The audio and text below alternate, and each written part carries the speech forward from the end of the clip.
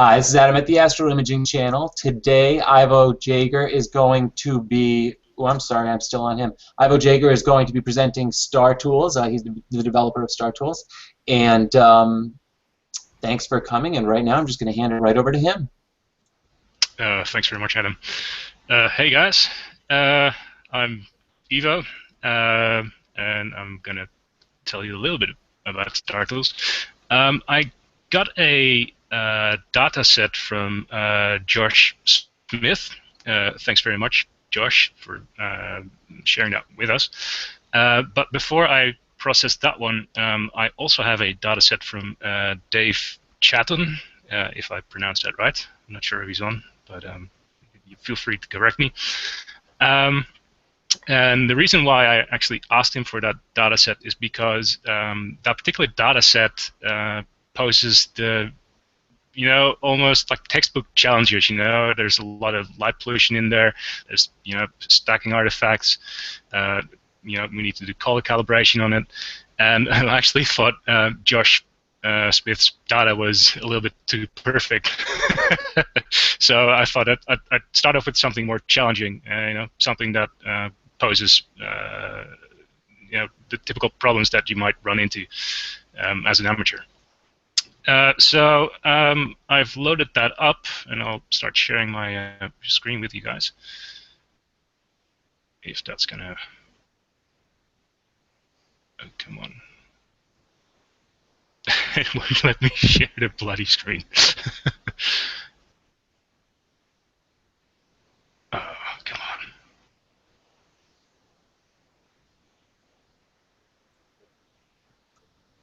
Are you using Firefox or? I'm using Firefox, yeah. I will say I had issues with Firefox in the past.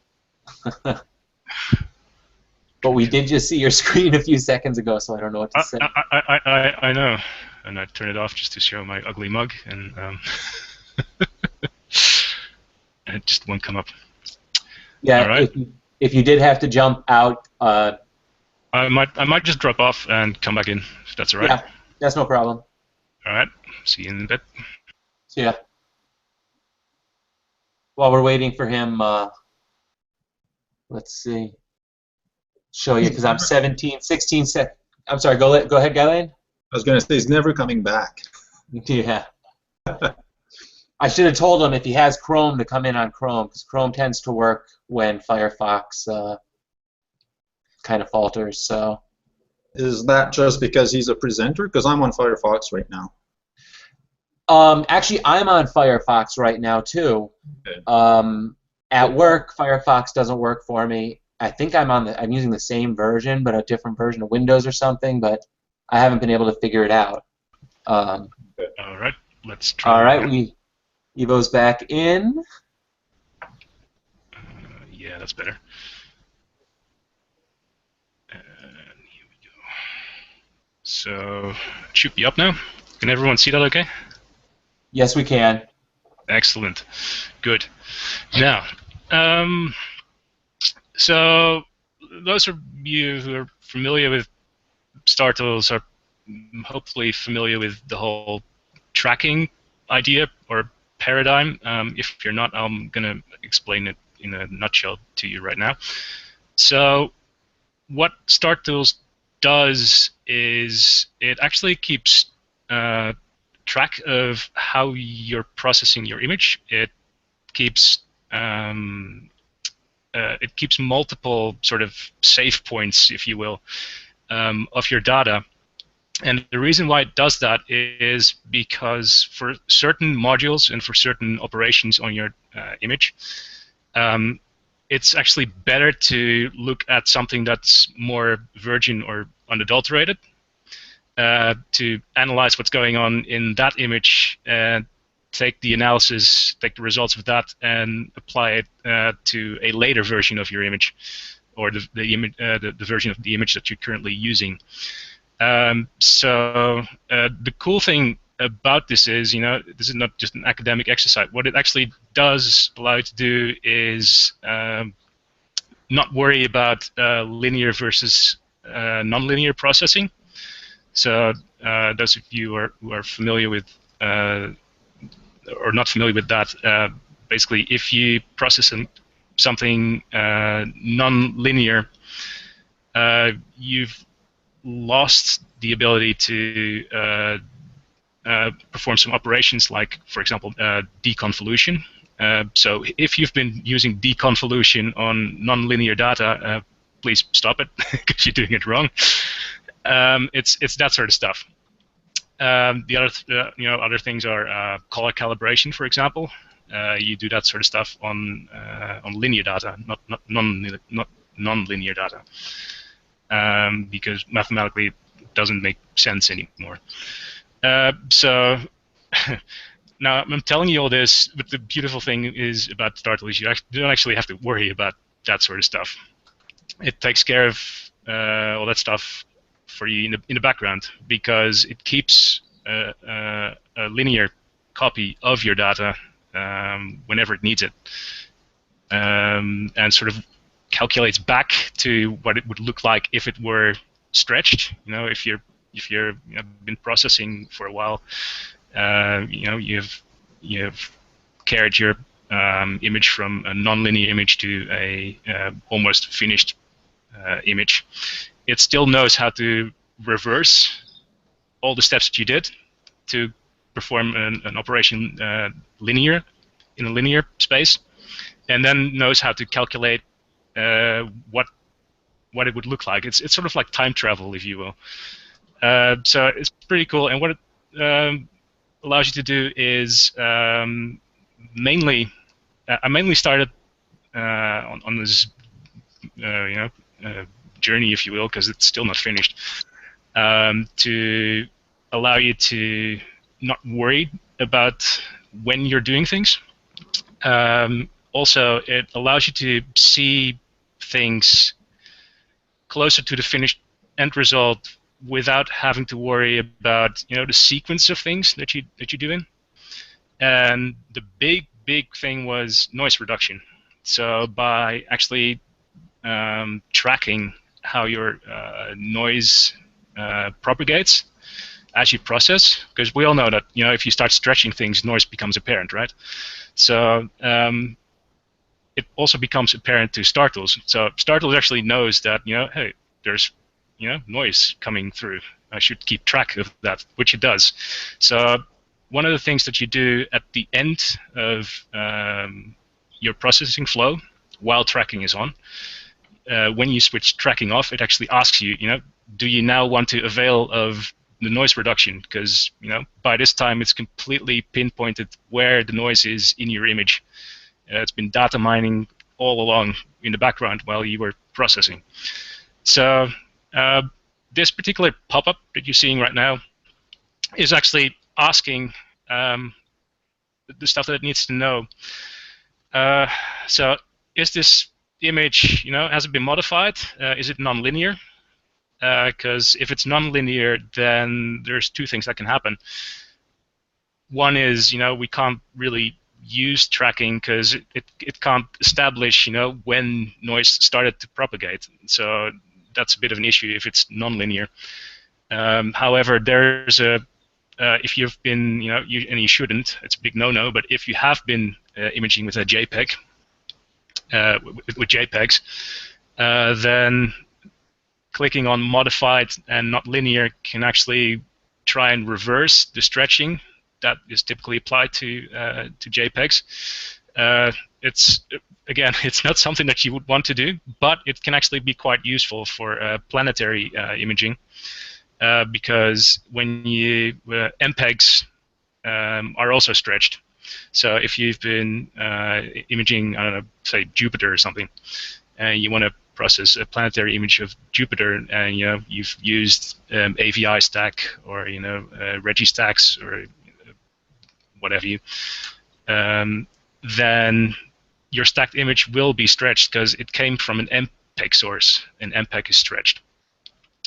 So modified and not linear, this one here will actually allow you to undo the stretching within reason, and allow you to still avail of noise reduction and correct deconvolution and all that. So it's fairly useful for that.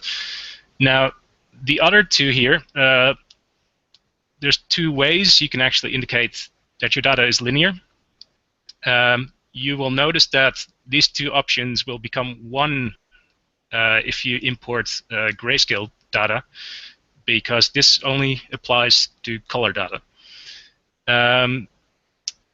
If you're not familiar with what a Bayer matrix is, a Bayer matrix sort of divides up your the pixels on your CCD. So if you have a one-shot color camera or you have a DSLR, and it's rated at 20 megapixels, for example, that's not the entire truth, because these 20 megapixels, they're actually divided up in red, green, and blue pixels. Now, actually, I should correct myself here. Red, 2 green, and 1 blue. So every 4 pixels is divided up like that. Now, this means that for 20 megapixels, only 5 megapixels is allocated to red, only 5 is allocated to blue, and only 10 is allocated to green. So, and the rest is taken care of by interpolation. So this is something to keep in mind here. Now, the reason why I want to know why Startools wants to know whether it's been Bayered or not, your data, because you could have gotten your data from using color filters, and in that case, there is no interpolation and there was no subdivision in these, in this Bayered way. The reason why I need to know this is because if you have 1 red and 2 green and 1 blue, then the noise that is in your image in the green channel is lower, because we have 2 samples for green and we only have 1 sample for red and only 1 sample for blue. That's why I need to know this, so Startools can take that into consideration. That means that it can give a bigger weight to the accuracy of your signal in the green in the green channel for your luminance data, that is. The other thing that it needs to know is whether your data has been white balanced or not.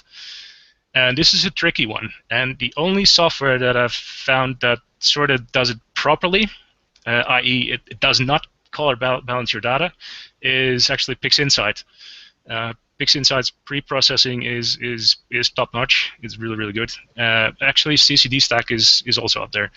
So if you want to support these guys, please go ahead and do that, because their software is just good. The importance of not white balancing your data is a bit technical, and we'll come to that later, because this actual data has been white balanced before, and I'll show you later how you can actually tell. So what I'm going to choose now is linear was not Bayered or has been white balanced. Now, straight up, Startools already says, hey, you may have some stacking artifacts in your image. Please take them out, because otherwise I can't do my job properly. Startools, because it keeps constantly analyzing your stuff, is really, really sensitive to stuff that should not be in your image. And stuff in that category is stacking artifacts, it's dust donuts, it's anything that's sort of darker than the real interstellar background. If you have any sort of stuff like that, dead pixels, a terrestrial background, be very, very aware of it, because there's ways you can sort of tell Startools, hey, this stuff here is not really interstellar background, so ignore it. But if you can, you try and take them out. So you try and get rid of the stacking artifacts. You try and Get rid of the dead pixels. You make sure that you have your flats correctly set up so you don't have your dust donuts. If you do have them, make sure that you're aware of them, because you're going to have to help Startools. So, stacking artifacts. For those who don't know what they are, they're basically artifacts that have been introduced by stacking multiple images. So you typically find them at the borders of your image.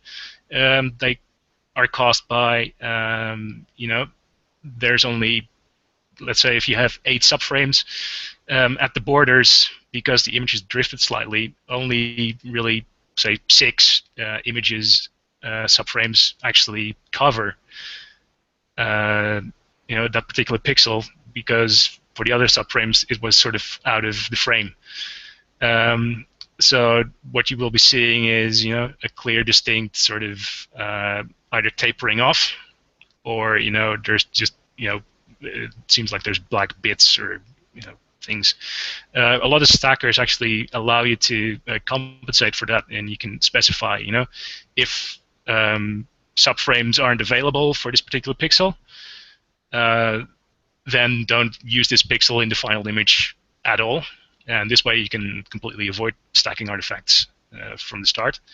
However, if you don't do that, or your stacker doesn't allow you to do that, then you can simply crop them out, which is exactly what we will be doing. Just for now, let's assume that we don't know what stacking artifacts are, or what or where they are, because I'll show you what Startools will do if they're still in there. Before I do that, I'm going to show you what exactly it is that you do when you've loaded your image. The thing that I do is I click AutoDev.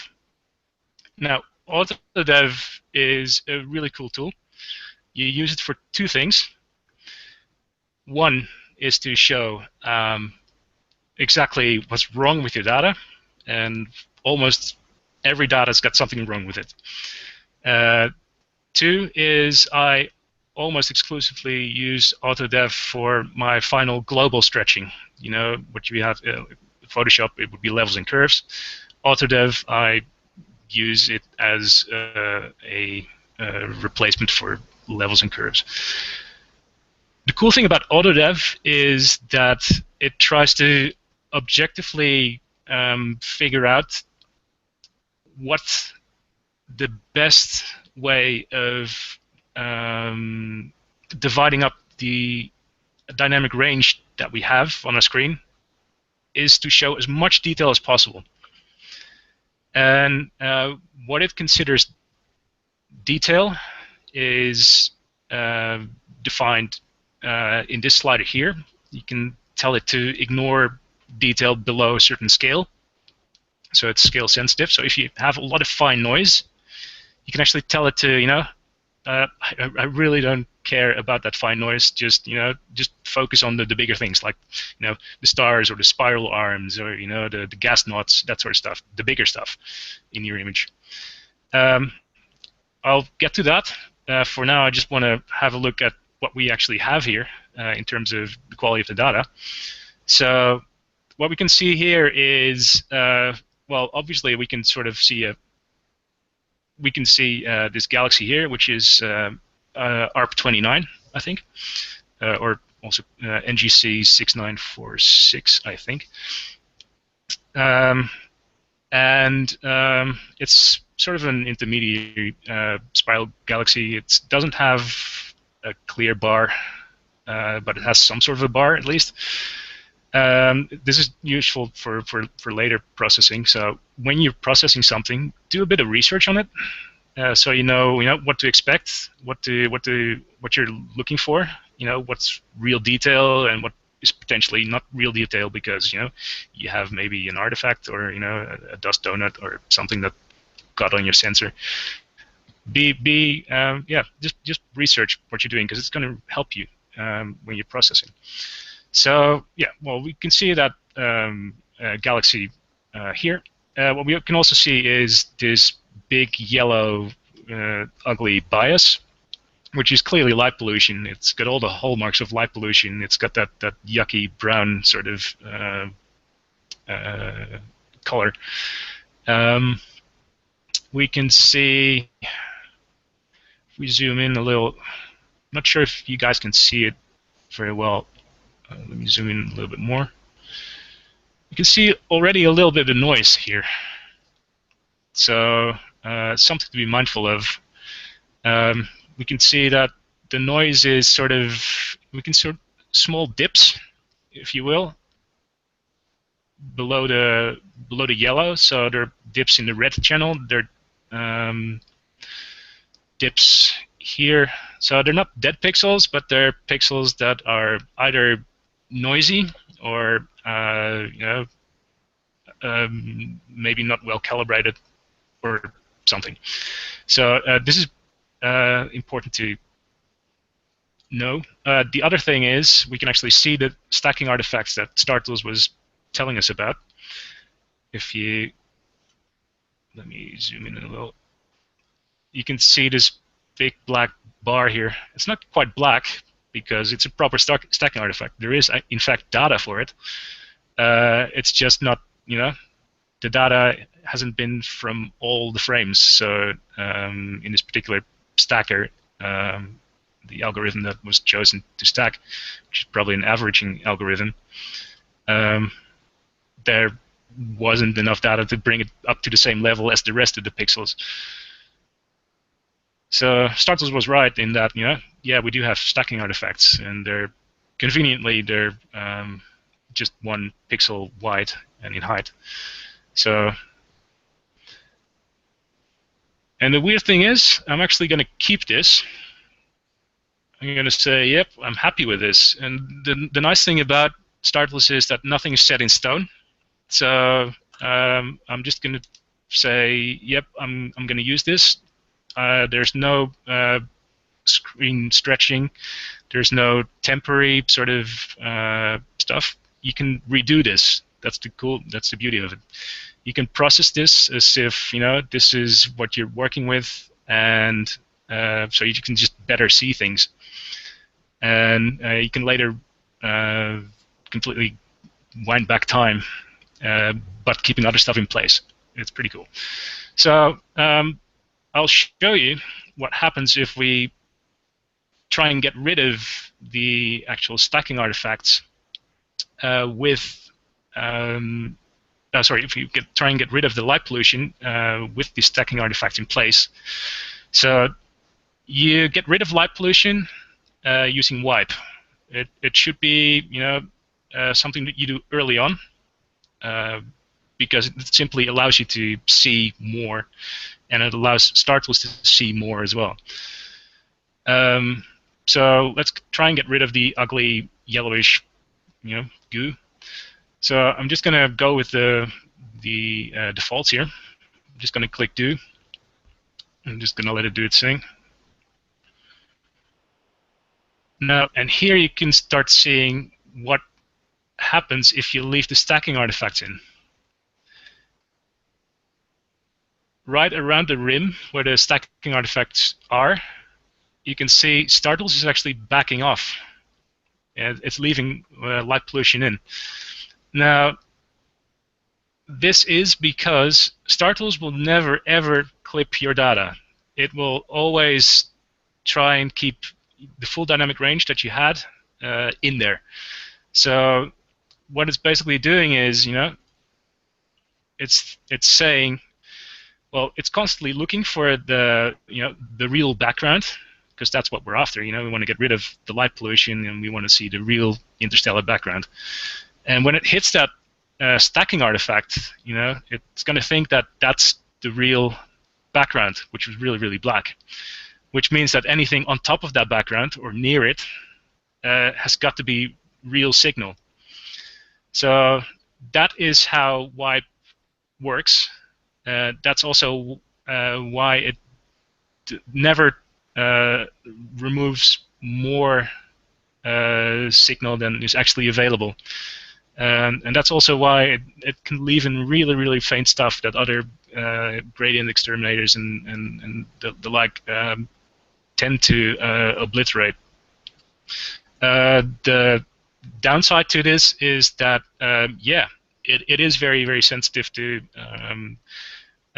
what is termed as dark anomalies. So anomalous data that is darker than the real background. So that's why it's so important to get rid of them or filter them out. Now, you can actually filter small dark anomalies out, such as dead pixels, for example, or very, very small dust specks, by bumping up the dark anomaly filter. And that might actually work here a little bit. It won't be perfect, but it should ameliorate it a little. Yeah, you can see that it's ameliorating it a little, but it's still there. You know, we still need to get rid of those stacking artifacts. But for small stuff like you know, dead pixels or pixels that don't respond very well, it's good enough, and you don't have to worry about, you know, masking them out or anything. So what I'm going to do is I'm going to cancel this operation.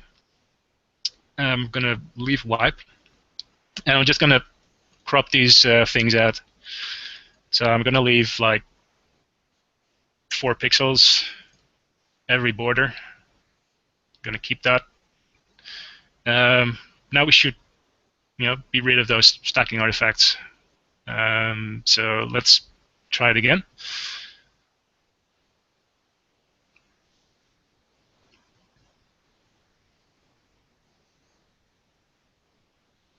And there we go. So there's no weirdness here. Now it looks, the image doesn't look nice, and that's on purpose. It's applying the stretch that we did with Autodev previously.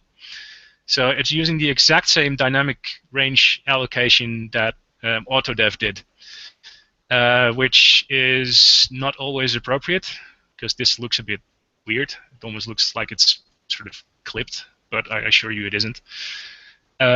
So if you'd like to see more, you can apply a temporary autodev just by setting this to yes, and there we are. You know, light pollution is completely gone. You know, you can see the full extent of the galaxy here already. There's some hints of color already, which is nice. I'm quite happy with that, actually. Now, there is one thing. If you have an image and it has a lot of nebulosity, and it's sort of, you know, there's a lot of nebulosity, or, you know, there's a big halo where you have a galaxy that fills the screen, or part of the screen, you want to lasso it out. So I just selected the lasso tool, and I drew a circle around the galaxy. Now, the reason why you want to do that is you want to make absolutely sure that wipe doesn't mistake a nebulosity or a galaxy's halo for an actual gradient. And this becomes more important as you increase the aggressiveness parameter. The aggressiveness parameter sort of controls how much, how bad the gradients undulate. So if you have a completely uneven sort of frame with a lot of gradients that go all over the place, you know, from light to dark and back again, you'll want to increase your aggressiveness. But, you know, for something that doesn't show any sort of gradient like this, you just leave it at the default setting and it's fine. So yeah, be mindful of this, because, you know, the galaxy looked okay before. It's just good practice to do this. Now, if you're familiar with PixInsight, using wipe in this sort of manner is fairly similar to using DBE. So you're actually specifying the samples that wipe is allowed to use. So with DBE you would take the galaxy out, and it's exactly what we're doing here. We're taking out the galaxy so wipe won't sample it for for gradients. If you don't use wipe in this manner, then it's more like ABE. Sorry, it's a lot of acronyms. And it'll try to do its best automatically. So something to be mindful of. So I'm just going to do it again.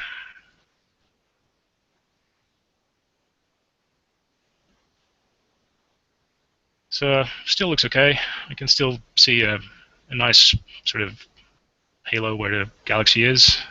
I'm going to keep this. I'm quite happy with this. Yeah, we could also, just for the sake of playing around, increase the dark anomaly filter a little. Because if you remember, when we were inspecting the data, I was looking in the corners here, and I saw a bit of noise.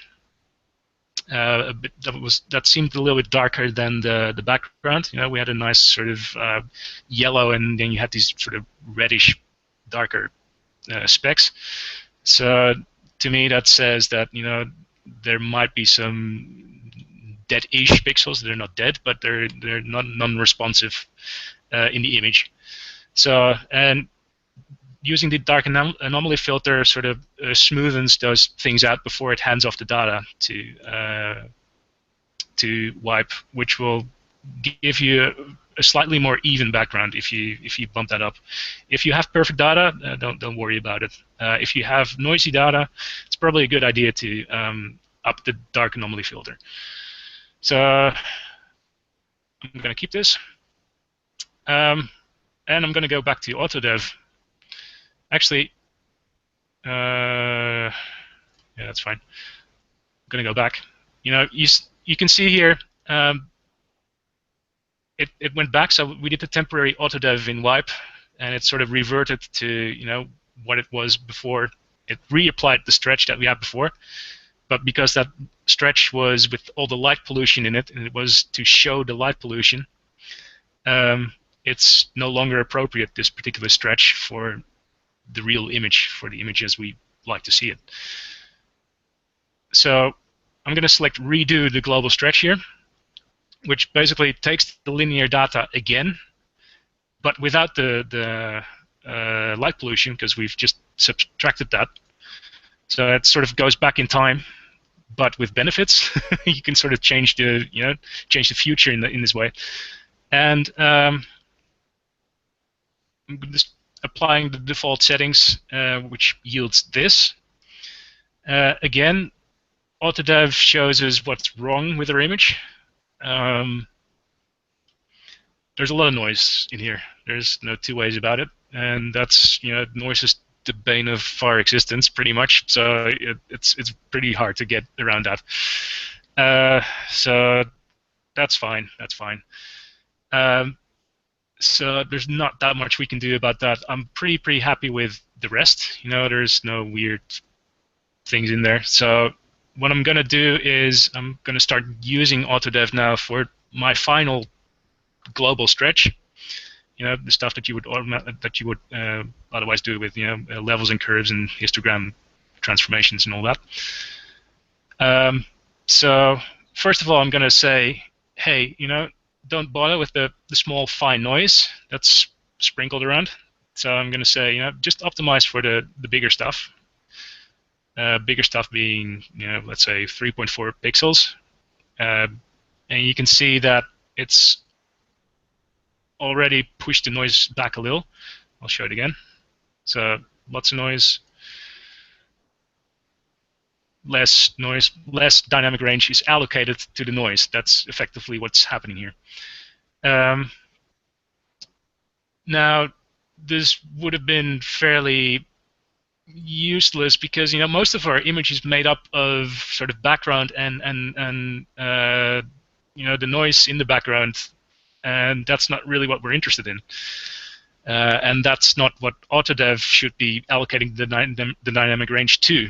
We're not interested in the background. We're actually interested in the actual galaxy, right? So what I'm going to do is I'm going to drag this and give Autodev a region to optimize. I'm going to say, don't worry about the other part. Just focus on this. Try and optimize for this. So we're basically helping Autodev a little. So see, the more I select that galaxy, the more it optimizes for that galaxy alone and nothing else. Now, nothing else isn't entirely true. As a matter of fact, this is sort of the nothing else cop-out parameter. So I'm actually saying, hey, give a little bit of, give whatever is outside that region of interest that we just specified.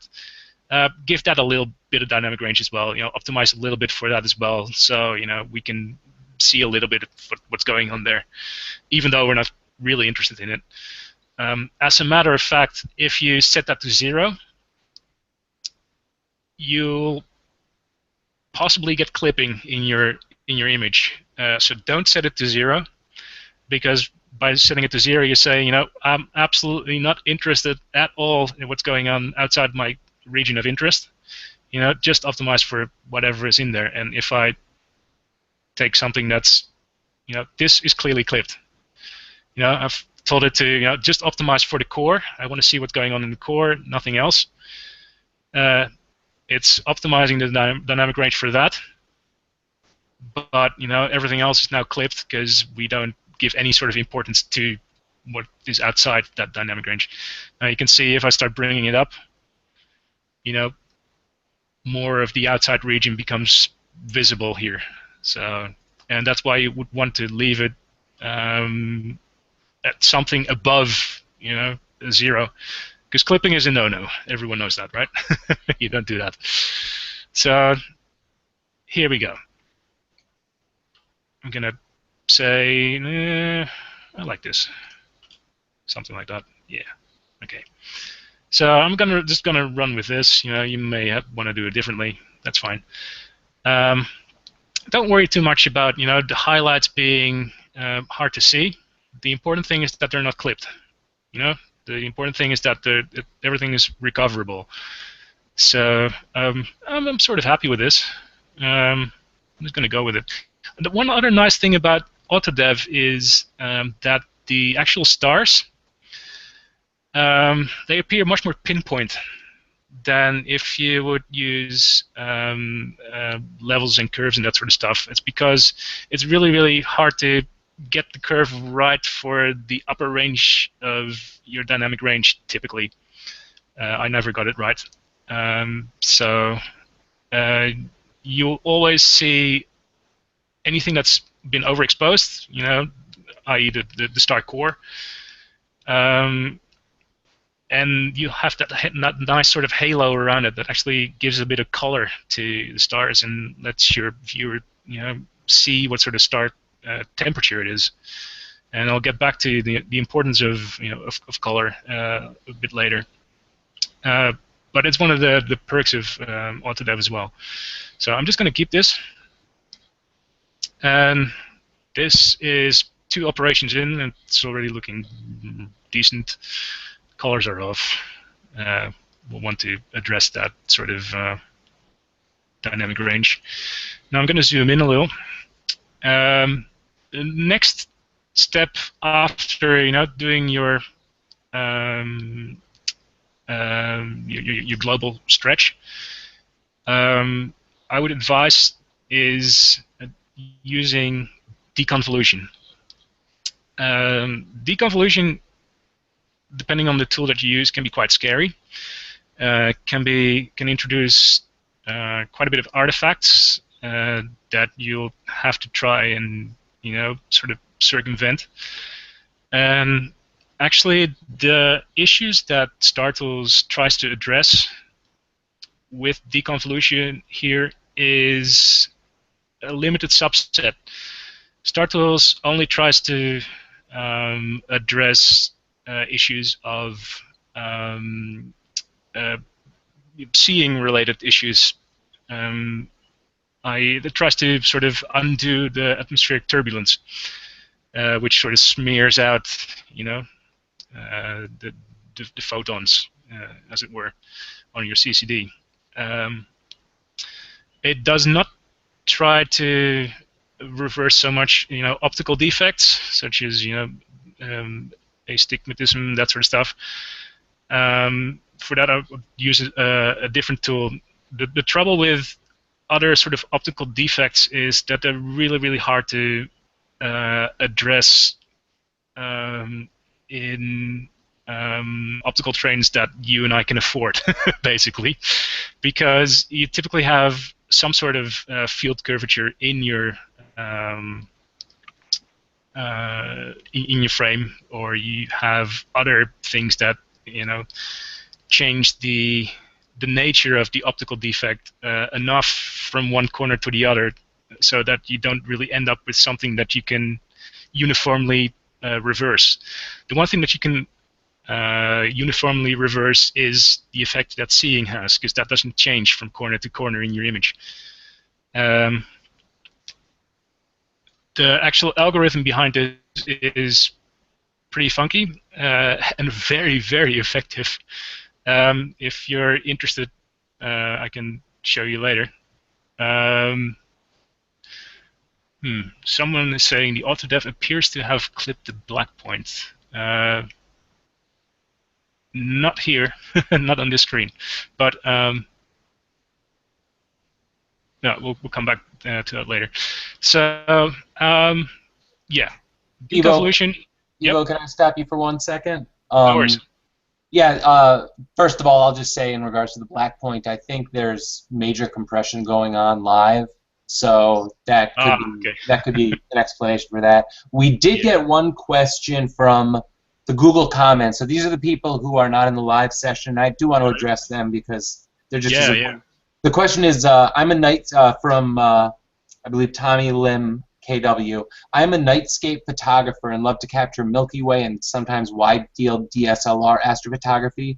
Can I use this software to process this kind of photo? Absolutely. So the one thing that you need to be aware of is the any sort of terrestrial objects that you would be keeping in your image. So I was talking about those dark anomalies. Now, to Startools, having a tree in front of the real sort of intergalactic background would constitute a dark anomaly. So, and that's not the end of the world. What you simply do is what I basically did. Just use the lasso tool to mask out the tree or whatever it is that's in front of it. Maybe you have like a mountain range or something. Just mask that out before you use wipe, and yeah, you should be good. Absolutely. Yeah. Any other questions? Those are the only two so far. I'll let you know if there are any others. That's good. That's good. So I'm going to continue on with deconvolution then.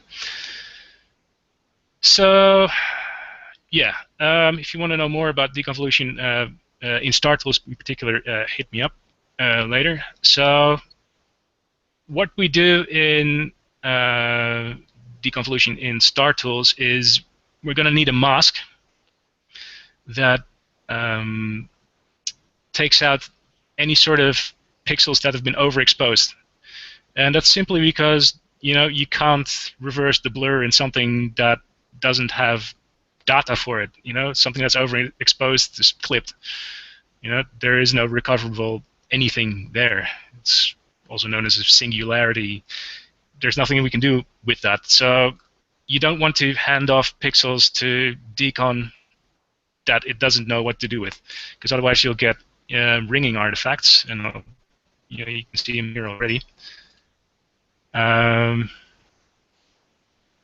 So we have a weird sort of ring here.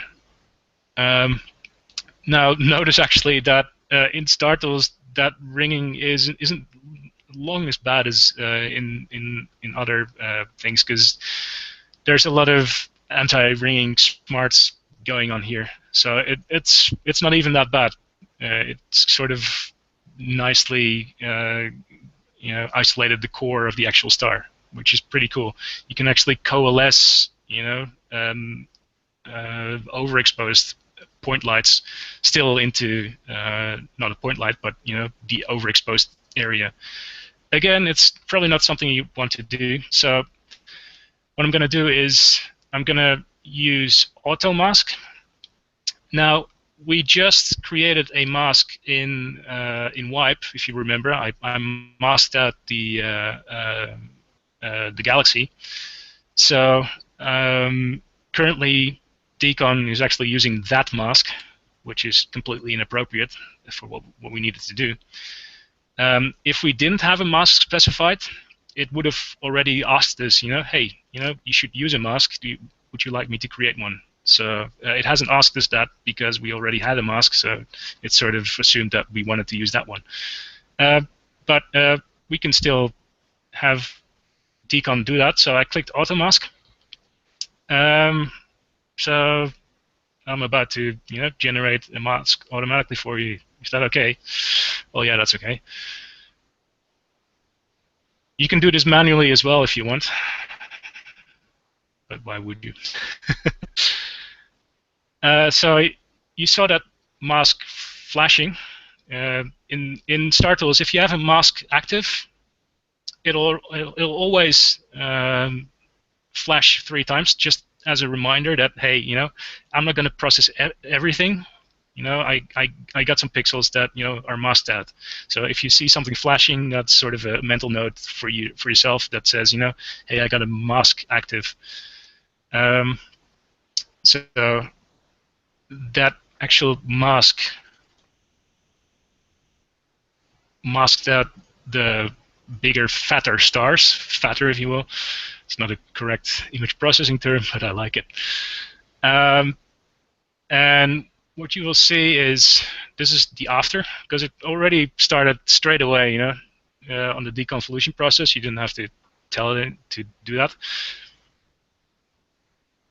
Well, first of all, you can see that the actual stars are sort of perked up, but you can also see that there's now slightly more detail in the core already, which is now sort of ready to be teased out further using the other tools. And that's sort of why you want to do deconvolution a bit earlier on, because whatever deconvolution brings out, other modules can build on, So I'm actually quite happy with that. Now, if you are on a machine that isn't the fastest, or you have a massive image, you can just select a preview part of the part that you want to work on, the part that's most important to you, and you can just play with the parameters there, and it'll render a lot quicker. So here's a good example of the ringing effect. There's these big, fat sort of panda eyes around it, which is a big no-no. So a lot of people have asked, what is the right parameter? What should I set my parameters to in deconvolution? It's reasonably simple. It's you just up the radius parameter. The radius specifies sort of the atmospheric blur that you're trying to reverse. So it's like a blur in Photoshop, but sort of topsy-turvy the other way around. You're trying to get rid of it. So you have to specify the size of the blur that you're trying to get rid of. So you just up that parameter until you start seeing the ringing on the smaller stars, and that's it. You don't want to see the ringing, but you do want the detail, and that's pretty much how easy it is. Now, the other thing is a parameter called regularization. If you're familiar with deconvolution, it's almost more important than the actual point spread function that you're trying to reverse. The regularization parameter typically in other software specifies, what is the trade-off between noise and detail. And typically in other software, that trade-off is always different because some images are noisier than others, and some have better detail, and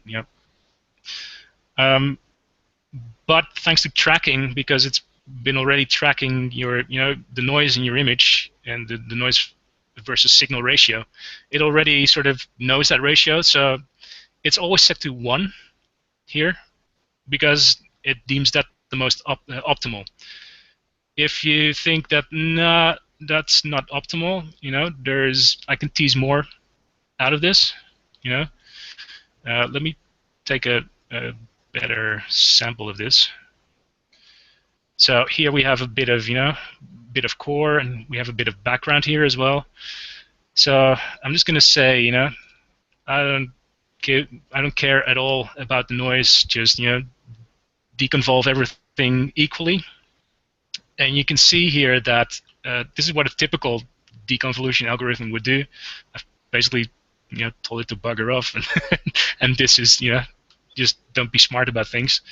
This is what a typical deconvolution algorithm would do. It just exacerbates the noise in areas that that it doesn't have enough signal to actually try and apply the deconvolution, at least not as much. So if I put it back here, it sort of seems to know how far it can go, which is really, really nice. And you'll find that same sort of behavior in other modules as well.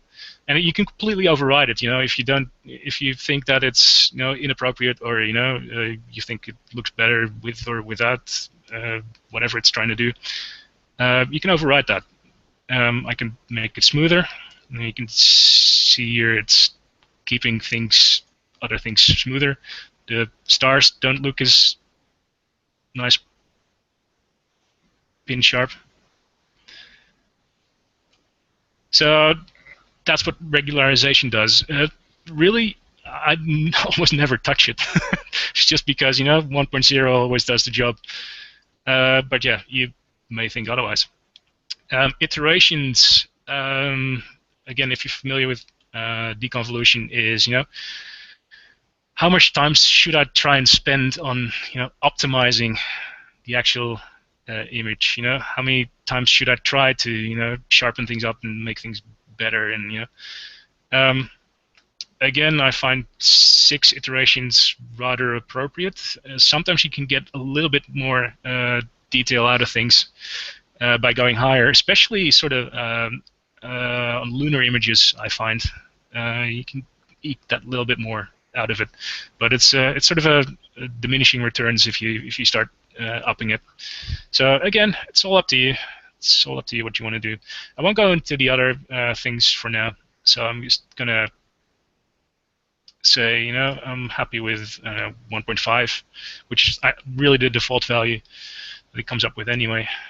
And I just clicked all, so that it doesn't just do that little region of interest that I specified, but I want to apply it to all. And you'll see now that the keep button becomes active, because it won't allow you to keep just an image where you applied it in a specific region, because that wouldn't make sense. So now it's completely deconvolved, the whole image, and I'm going to press keep. That's our mask again. See, it's letting us know that we still have that mask active. And what I usually do straight after deconvolution is the sharp module, which is wavelet sharpening.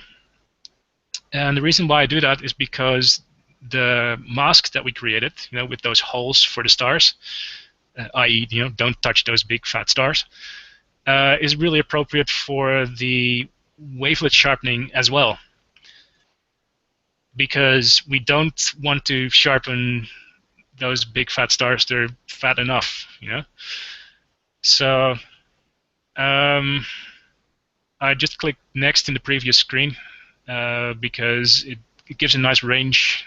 Actually, I can go back and show what it said. You can specify structure size here, and I should probably change that actually, because it's more the structure range, because wavelet sharpening is sort of a graphic equalizer, if you will, for your images. So you can change, small, smaller sized detail and larger sized detail, and you can sort of say, make that sharper or make that sharper, and you have a bit of a range. So in the next screen, you'll see that you have different sizes that you can tweak. And this structure size thing actually specifies the range. So it varies from small to slightly bigger, which is small, to small to medium-sized sort of things. So you're talking about from tiny from 1 pixel stuff to the detail in spiral arms, to large. Whoops. Which is from small to the things like spiral arms and big fat stars and big stuff. So it sort of specifies the range that that you can play with. So, and it's these parameters here, scale 1, 2, 3, 4, and 5 that allow you to play with sharpening those different structure sizes. So scale 1 governs the stuff that's really, really small. Scale 5, the really, really big stuff. And those other scales are the stuff in between, basically. So, and I'll show you what it does if you're not familiar with wavelet sharpening. I'm going to switch off intelligent enhance for now. Again, this is tracking in progress. The intelligent enhance stuff basically says don't sharpen stuff if it's just going to introduce noise, because we don't want that. Right now, we don't really care about the noise, because I want to show you what wavelet sharpening does. So let me bring that back. So here, not sure if you can see that with the compression, but this is the small scale stuff that I just enhanced, and as a result, also the fine background noise gets exacerbated, which we really don't want. And that's intelligent enhance's job to make sure that that doesn't happen. And I'll show you, something at a bigger scale. See, it's those stars that are now more prominent. So that's how wavelet sharpening works. And then you can say, I want to enhance everything, which is kind of like, bringing up all the sliders on your graphic equalizer. It doesn't make the music sound better, but it's just harsher or different. It's interesting. So now Startools has a really, really cool feature that sort of gets around that problem of moving up all the sliders, because typically what you would have otherwise is you got all these sort of things in your image. They're vying for attention. Look at me, look at me, look at me. Look at me, I'm small. Look at me, I'm big. That's what's going on. So there's a really cool feature here, which is called small detail bias, which basically says that if two scales are competing to enhance the same pixel, you can give a priority to the smaller one.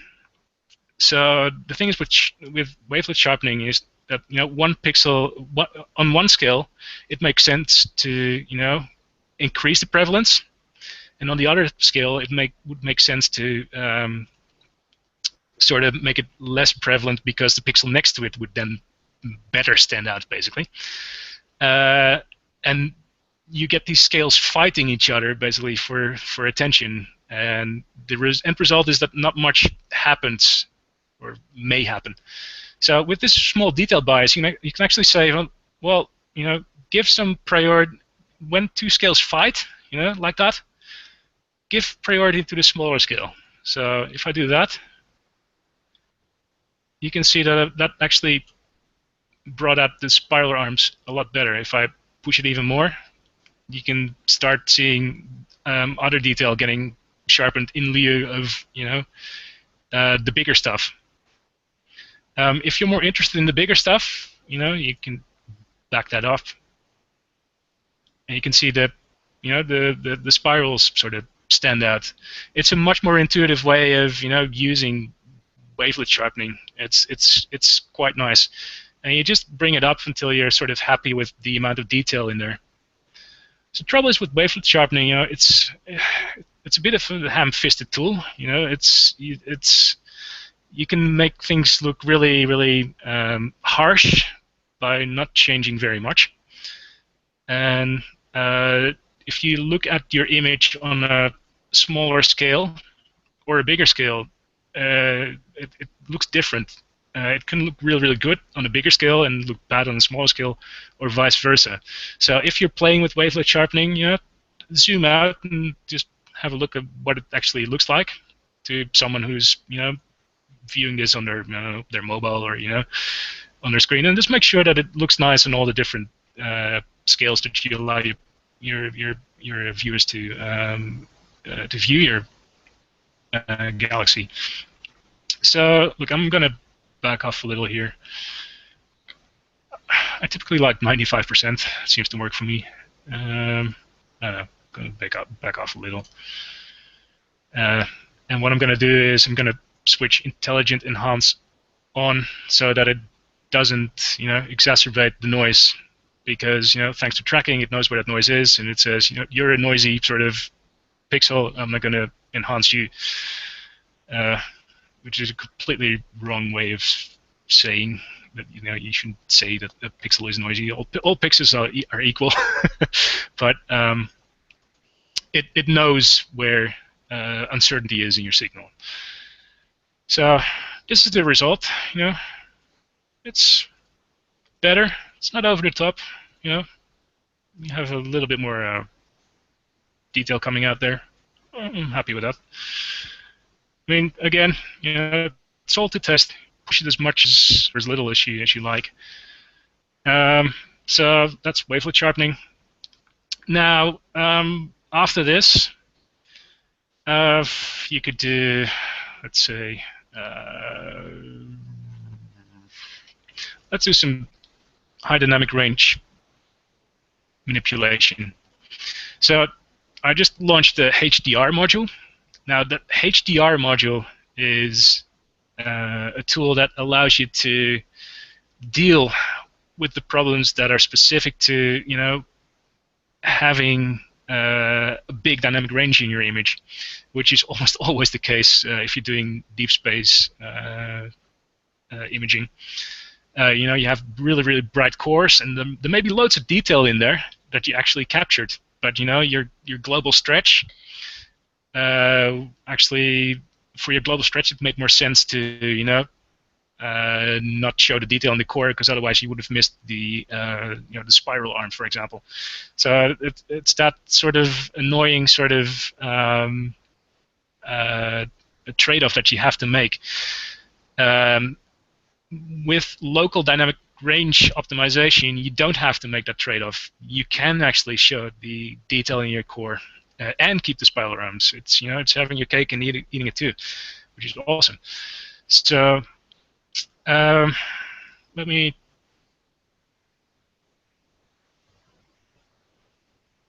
So this this is a sort of a subtle example of making things look better and not ridiculous.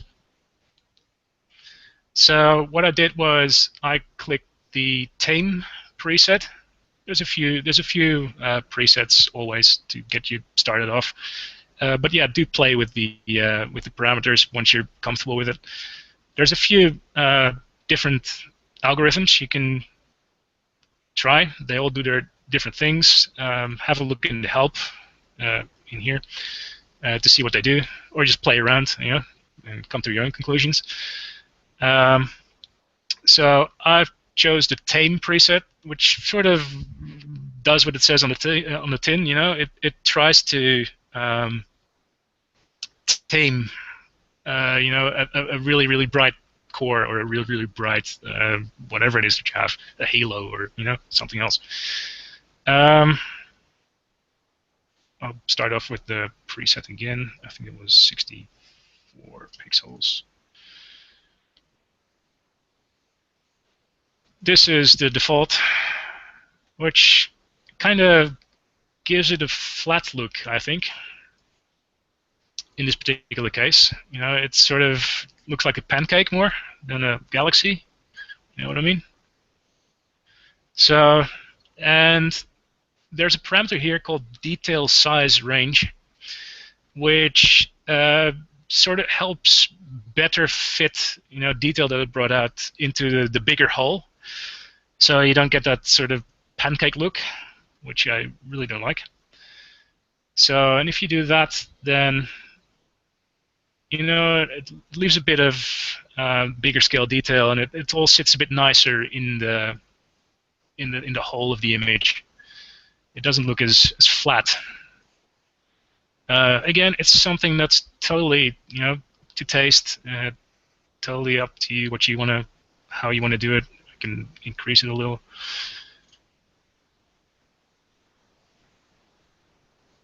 It looks a bit better, I think. Look, I'm gonna keep that.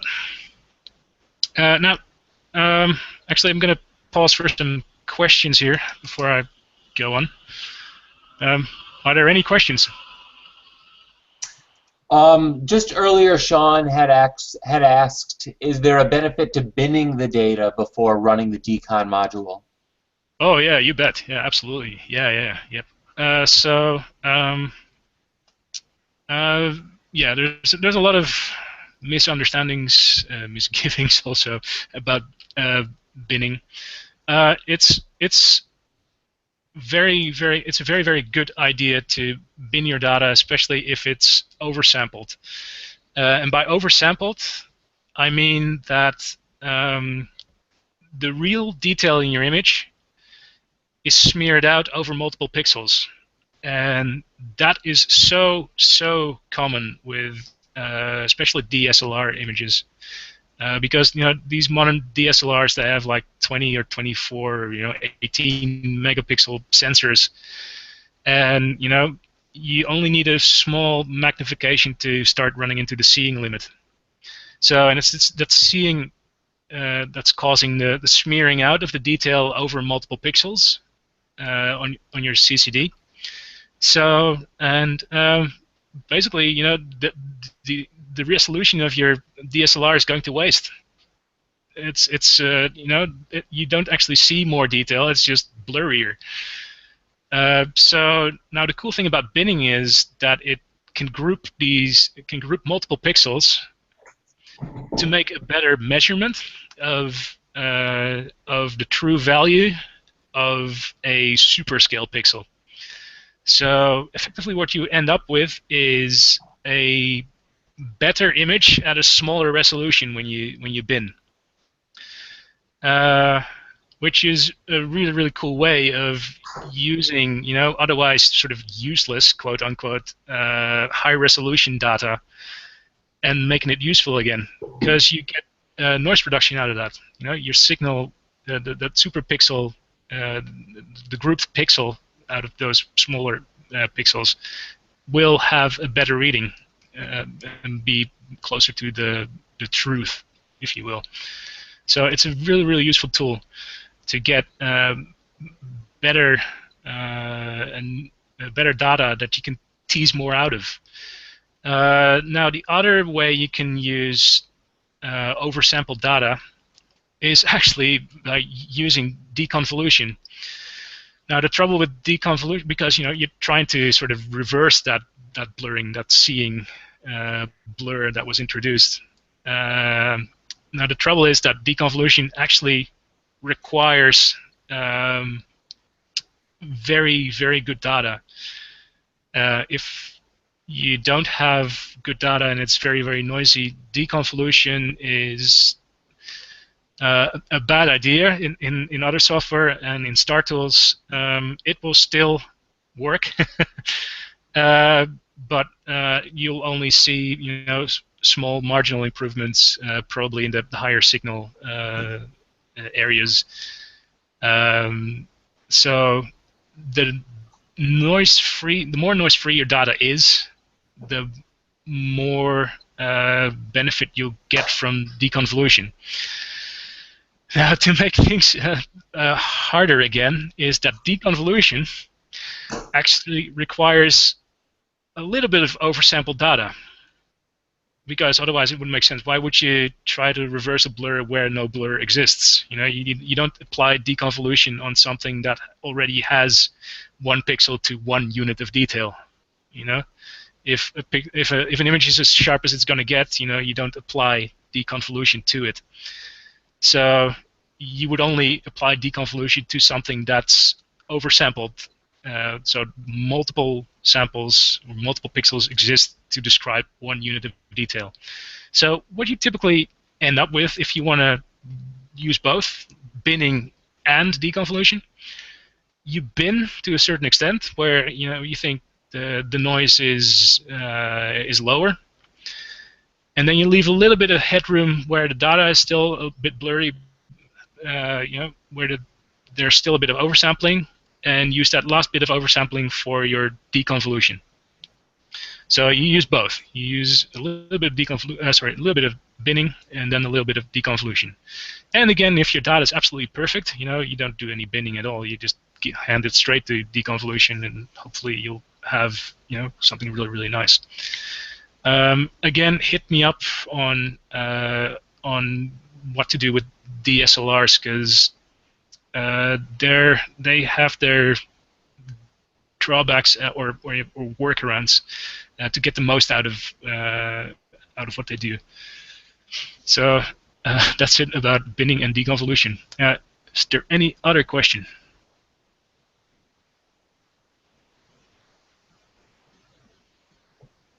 Nope. All right. In that case, I'm gonna continue on with our image. Now, you'll notice that up until now, completely the opposite of other software, I haven't touched the colors at all. So in other software, you really, really need to color balance your colors while the data is linear. Otherwise, it doesn't make sense, and you got people playing around with levels and curves in different channels. That is not a that actually doesn't work and isn't mathematically sound.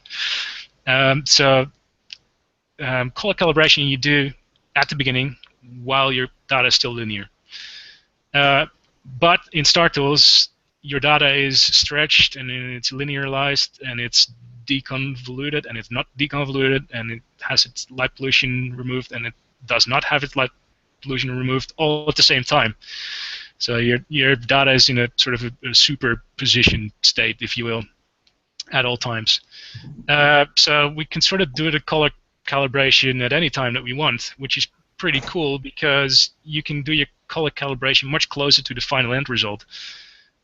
So what I recommend people do is spend your time getting the luminance stuff right, i.e. The brightness levels, dig out all the detail, make sure that your dynamic range is okay, do your deconvolution, all that, make sure that you you binge your data and it's as noise free as possible, and then do your color calibration. So it's one of the things I do at the last almost the very last. I'm gonna do it now. So it actually asked me, because we had a mask still going from deconvolution, which we also used in the wavelength sharpening thing. It asked me, hey, you got a mask there with lots of holes and things. Would you like to use the full mask? Would you like to calibrate all pixels, not just the ones that were selected? Which, of course, I said, yeah, sure, I want to calibrate my whole image, not just a few pixels. So now what Startools does is it typically comes up with something reasonable, which it does here as well. There's a few things that can throw it off. The color calibration algorithm, which is stuff like chromatic aberration, for example, where you have an overrepresentation of blue and purple, sort of purplish-looking stars. Anyway, they're not blue and purple. It's just a problem with focusing the particular wavelength on achromats. And that throws it off a little. You can actually see here that in this particular image, either the channels aren't nicely aligned, or there's a problem with the debayering algorithm, or something is not entirely right, because you can see fringing here. You can see this, it's more orangey here. It's more bluish here. And that'll also throw color calibration, automatic color calibration off. Now, fortunately, there's a good few methods to color calibrate, and I'll show you. I'm going to have to show you one for this particular image. I'll quickly go through the other ones. One is actually taking a whole galaxy as a white source. So the thing is with a lot of galaxies is that they're sort of their average color is white. If you add up all the blue and all the red and all the green, it comes out white for a particular class of galaxies. That is, this might actually be one of those classes. The trouble is, it's probably too faint to know how to exactly select the whole galaxy, so I'm not going to do that. So that's one way. And hit me up again on the way I'm doing that. I want to show that right here. The other way is if you have a wide enough field that you've imaged and you have a lot of stars, you can actually make use of the reason why we call the Milky Way, because the Milky Way is white, because we have all these stars in them, all these different colors, but they all end up being white. So what you do is you select most stars, and you calibrate against them, because on average, all this the average color of all the stars in your image should be white. That's another way. Now we can see here that the colors are a little bit off with the fringing, so I'm not going to do that either here. Then there's you can calibrate on a G2V star class, so that's like a Sun class star. If you know that there's one in your image, you can actually simply click on it, and that should be enough. The trouble is there's not that many around, and it's a bit of a pain in the backside to figure out if you have one and where exactly it is. So I'm not going to do that either. So what I will show you is a handy little tool in Startools that also allows you to do color calibration on screens that aren't perfectly calibrated themselves. Now, it's this mode here, Max RGB. And what the mode does is it shows you which color channel is dominant. And what's useful about that is actually see, well, hey, that whole galaxy, because we know galaxy is here. Just we can toggle that.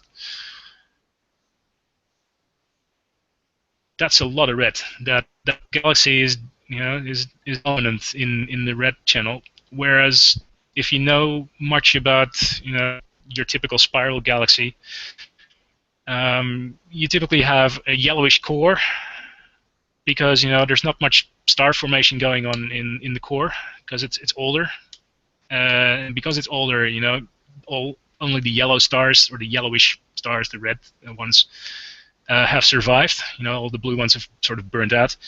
And you also know that typically the outer reaches of the galaxies, the outer rims, it's typically bluer because there's more star formation still going on, and there's a lot of those blue giants that quickly grow through their hydrogen, and burn it up. So the light emanating from that is typically bluer. Now I'm saying typically because this is a rule of thumb. It's not a rule. There's many exceptions to the rule, but it's useful, and it's especially useful for this particular. It's sort of a standard galaxy. And the other thing that you can sort of go by is these little purplish knots here. They're they're H2 areas. They're your typical sort of nebulas you would see here from Earth in that galaxy. So, and they look purple in the visible spectrum because they're a mixture of hydrogen emissions and on the alpha and beta emissions line, which is most prevalent, which is a mixture of red and sort of cyanish. So you end up with a bit of purple, and they're always present, or almost always, unless they're obscured by dust. But you can clearly see them here, and we're definitely tending to the right color here. But what we can see here is it's dominated by red, which is not quite correct because we know in the outer reaches it should be bluish. There's more star formation going on, and it's just the core that is yellowish. So what we can do is we can start reducing this. And I'm just going to go by reason here. I'm not going to even look. So let's reduce that to... No, that's too much. Something like this. Yeah, that's right. So we can sort of see the spiral here in red, which is okay, which is fine. We get a core here. And the rest is sort of dominated by blue or green. We know it's not dominated by red, at least. Now, the other thing is with DSOs, the color green is very, very, very rare. So the green is only visible in objects that are dominant in O3 emission. So you can there's M42, the core of M42 is green. A lot of people depict it as white, which is bad. Someone can't see my screen. Yeah, Evo, Can maybe. everyone else? Okay, maybe I just lost internet, and since I'm the host, that might have impacted it. Maybe just click your screen share and see if you could bump in. This happened to Hytham the other day. Yes. Oh, I can. Wait. Here we go. Start screen share. Can everyone? No. Yes. No. I don't see it yet. I just see it paused on you. It says that I'm sharing it. All right, let me try on my end. I can drop out and that might fix it.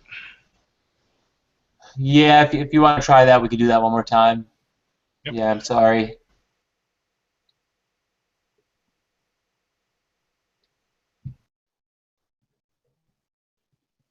So what was the smoke, Adam? I don't know. I have no idea. It's really strong. So I thought, like, I live in the woods, and I was afraid it was coming from the woods.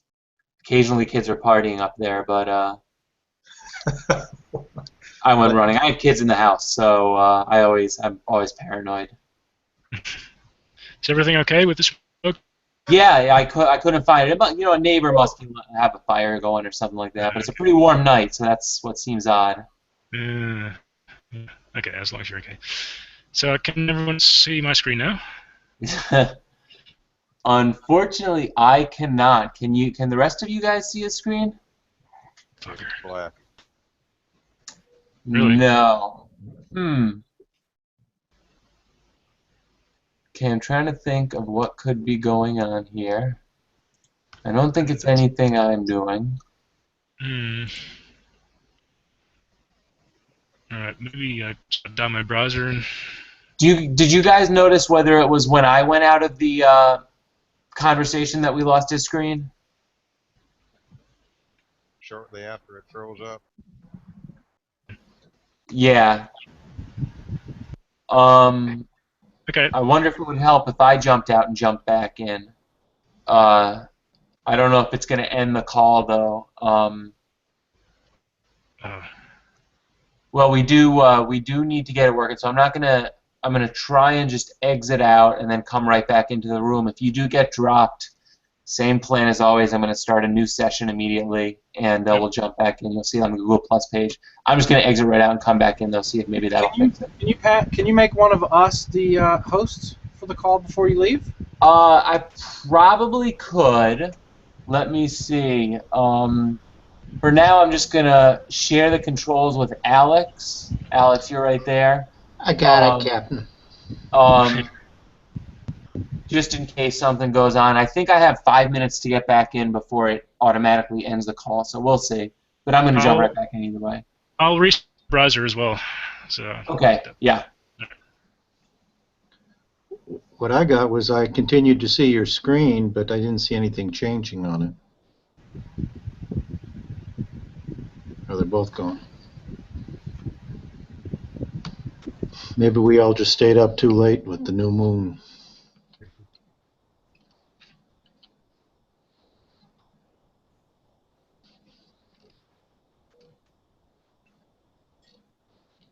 Okay, you're back? I'm back in. We'll see if that fixes his screen. You've got the helm. Yep, this is exactly what happened to Hytham, so I don't know what exactly is going on, but if we were paying for it, I'd have someone to yell at, but we don't. We don't pay for it, so. So does that mess up the recording then? I don't think so. I think when I jump, no, because it's happened before, and the recording continues. I still see 5 viewers in the room, so they're viewing it on like a very, very short delay.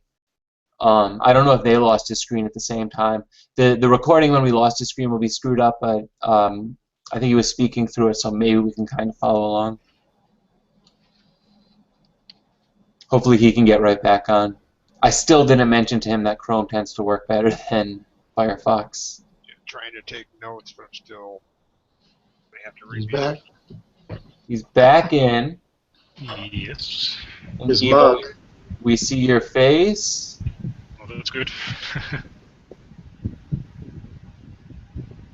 Alright, I'm sharing my screen. No? Not for me. No dice? Do you have Chrome by chance? Yeah. Yep. You could try coming in on Chrome. I know it might take you a little bit longer, but that's worked for us in the past. Firefox. Yep, you can try that. Give that a try. Yep.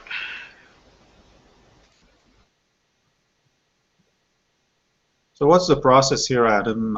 It's 11 o'clock. Well, it's been an hour and a half, and that was a scheduled time frame. No, I'm just kidding. We usually go until it's pretty much up to the host. If the host wants to keep going, the host can keep going. Initially, we said an hour. I think a lot of us tend to stay up late anyway. So Yeah, it's just that my gear is not unattended at the cottage, so I might leave you guys. okay. I'll drop you a few PMs on cloudy nights just to plan some future stuff. Yeah, sure. Go ahead. I need to go see my my second love, which is my mount. I can't say my first because my wife is in the house. Okay, take care, guys. Have a good one. Take care. Bye. Bye, Gillian. Bye.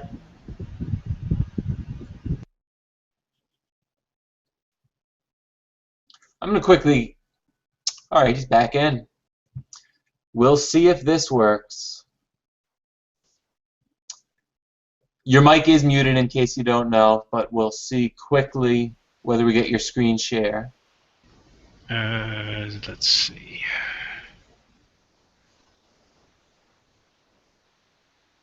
Yes. It seems to freeze your video stream from your webcam when you screen share. Yeah.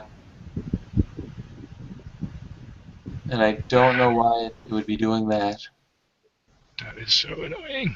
Can you try doing like maybe a different type of screen share, whether it be like the full frame to the Yep. individual?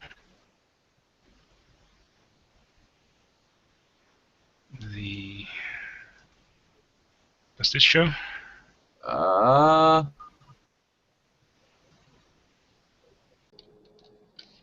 Wow, do you guys see that? Is that yours? Yeah. I see that on your screen. Startools, yeah, I see that. Oh, okay. Well, But it's Dev just box. text, right? yeah. No, it's, Right. Yeah, it's a terminal. Okay. All right. Terminal, right. Let's try something else. How about this? Black Letterbox, black screen. Just the black screen. That is really annoying. Is the application full screen? Whether you're sharing? I can try full screen.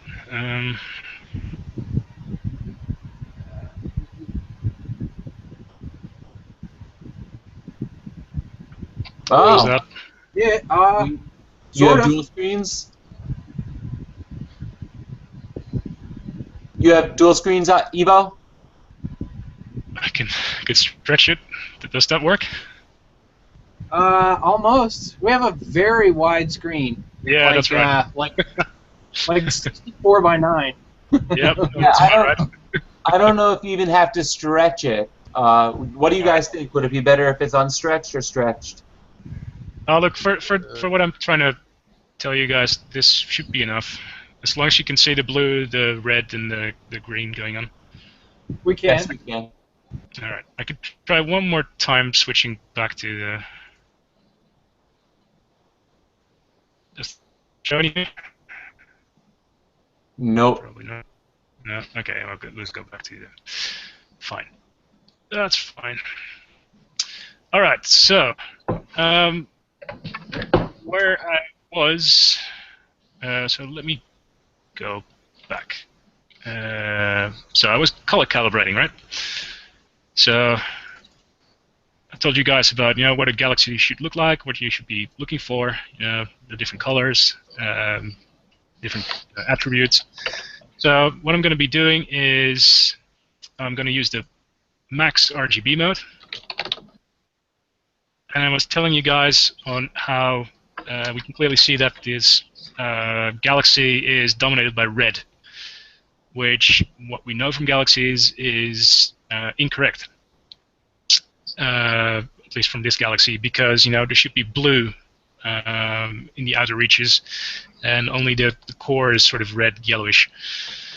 So what I'm going to do is I'm going to reduce the red to about, I think I had it on 2.11-ish.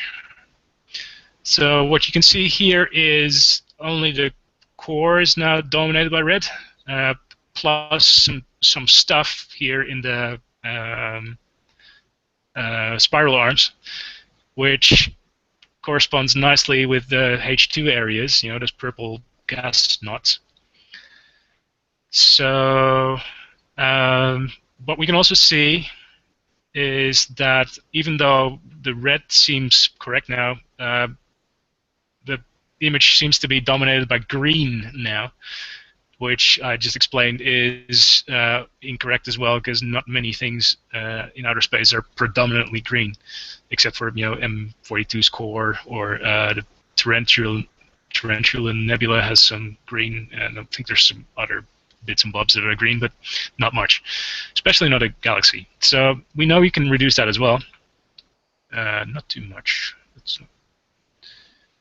It's okay to have a little bit of green in there, because you have to take into account noise. Noise can sometimes cause things to sort of peak above if things are white. So that's fine. That's a bit too much. Be back.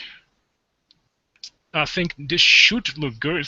So what I've just done, I've color calibrated with one reason, reasoning about things that I know about what I'm actually looking at, and two, by actually looking objectively, which color channel is dominant. And as you remember, I just said, you can actually use this on screens that, are not well color calibrated. They're too red or too blue or whatever, because you can still see objectively, which color channel is dominant. So it's quite nice. Typically, the cheaper laptops and stuff, they don't have the greatest screens, but you can actually use this to calibrate on those. So I'm not going to click to see the result, and that is actually quite good to my eye. What I'm seeing here is a nice yellowish core, and yeah, bluish outer parts, and purplish, H2. I'm quite happy with that. Now, another giveaway whether your color calibration is good is typically the stars. Because as I just said, there should be, on average, just as many red stars as blue stars, as yellow stars, as white stars in your image. And if the star population is skewed towards a particular color, your color calibration is off. Now, I could go into all the different color rendering modes, and there's a lot here. There's a whole lot. One thing I do want to highlight is this particular feature, which I'm sort of proud of. The colors that you're seeing here are independent of the actual dynamic range of the object. Now, what that means is that it doesn't matter how bright you chose your image to be, it will still have the same color. Now, why is that useful or good? It actually allows your viewer to compare areas in your image, even though their dynamic range is different. So we could, if there were two galaxies, one faint, one, and this one here, we could actually objectively compare the cores because they will have the same color if they're sort of a similar makeup. So they're hints on, what is this stuff made of, and it's really, really cool, especially in, for example, M42, where you can see. Well, if you look at M42 and its core, there's right next to it is an area that is also the greenish sort of color, and but it's way, way fainter. Now, with this style, it's called the scientific style. I've called it the scientific style because it actually gives more information about what you're looking at. With the scientific style, they're the exact same hue of green. One's brighter, one's darker, but you can tell that it's the exact same stuff that they're made out of, or they have, for some weird, inexplicable reason, the same sort of blend of color emissions. So this is a really, really nice way of seeing what things are made of, and what their history is, and how things sort of came about, and how things relate. Now, the other nice thing is the star colors. Again, this is not a great example of it, but you could really clearly see, especially for the bigger ones, their temperature. You get red ones, you get blue ones, and all the blue ones are the same sort of hue because they're the same temperature. It doesn't matter that one is brighter, or that one is dimmer, that one is fatter, or that one is really, really, really faint. They all have the exact same temperature. And that's because they are comparable. They are exactly that same temperature, and that's just really, really nice. So, and a lot of other software and images on the web, for some weird reason, you see that people tend to move their cores to white. Because that's how humans relate to something being bright, and it's also because of the limitations of the software. Because the software typically stretches the color data along with the luminance data, and if you do that, you start completely skewing the color ratios that your CCD captured. For no apparent reason, for no good reason, and then you get all these whited out M42 cores, whereas in shorter exposures, M42 is clearly sort of cyan or green in its core. So you get these weird color discrepancies. And now the cool thing about this rendering mode is that it doesn't matter who the photographer was, or how long the exposure was. You can always get a comparable image. And it's really, really cool. Like, most M31s look like the M31s of someone else. And again, most of the M101s, or this one, are 29. They look like the ones from someone else, when it comes to color, at least. So it's really useful. And if you don't like it, and you're more conservative, and you like sort of, I would say, mangling your color data, but it's a bit strong.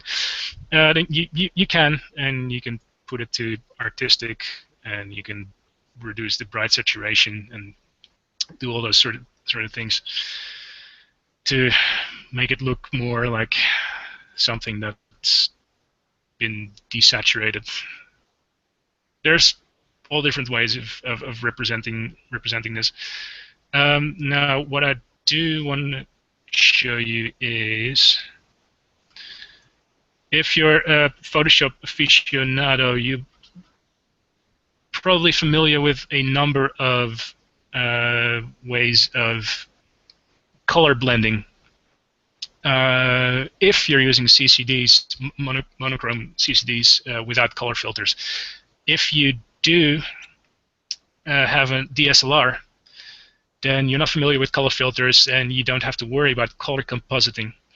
And you're not familiar, probably, with all these sort of different ways of color compositing. But what Startools does is it sort of rips apart your DSLR data anyway. Anything that you load gets ripped apart into luminance and color data anyway. So which then allows you to do all sorts of cool stuff, like use the different ways of compositing luminance data and color data as if they were shot with a monochrome device. So this is the default way of doing things. Some of it is really, really subtle. Let me see if I can.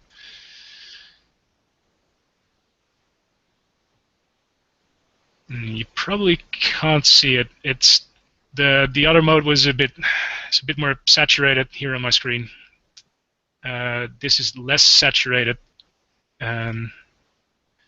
This is different again. And these are all the different ways that people have come up with, really in Photoshop, to composite, their color data and their luminance data over the years. So I think this particular mode was introduced by Robert Gendler, I think, and he still uses it. So, and you can emulate all these things, even though you didn't acquire your data like that. So if there's a particular way you like to show your colors, then man, you got a lot of ways of doing it in here. One last thing about the color module. I told you guys about how green was really rare, and people that use Photoshop may have heard of Hasta La Vista Green, HLVG. That plugin, or if you're familiar with PixInsight, it's the SCNR module.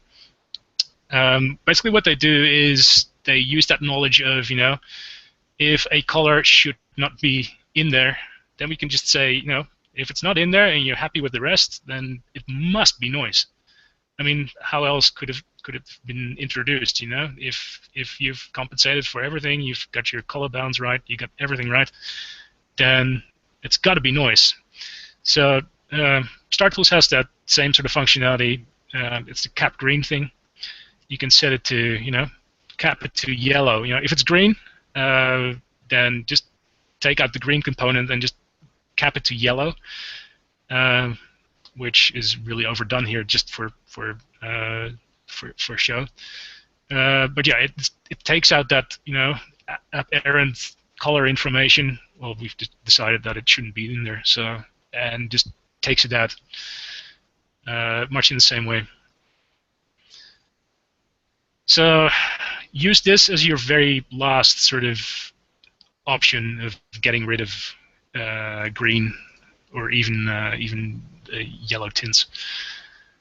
So let me put that back to what it was. I think 176 or something in that area. Nope. Yep. Let's go back to something like that. I'll tell you what dark saturation does.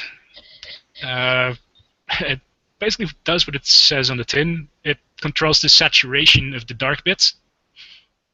I can show you what it does. At least I thought it.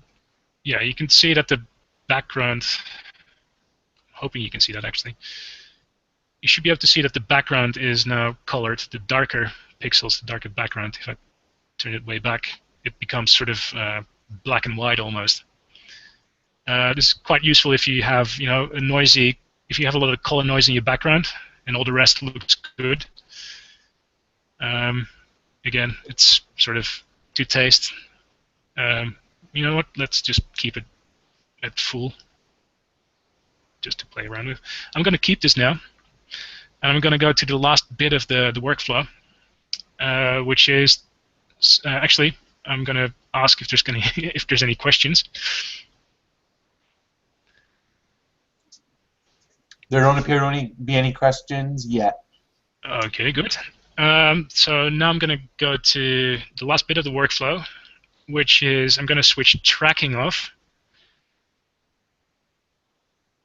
And now, by switching tracking off, I gathered all this information about where the noisy pixels, which pixels are typically are more influenced by noise than others.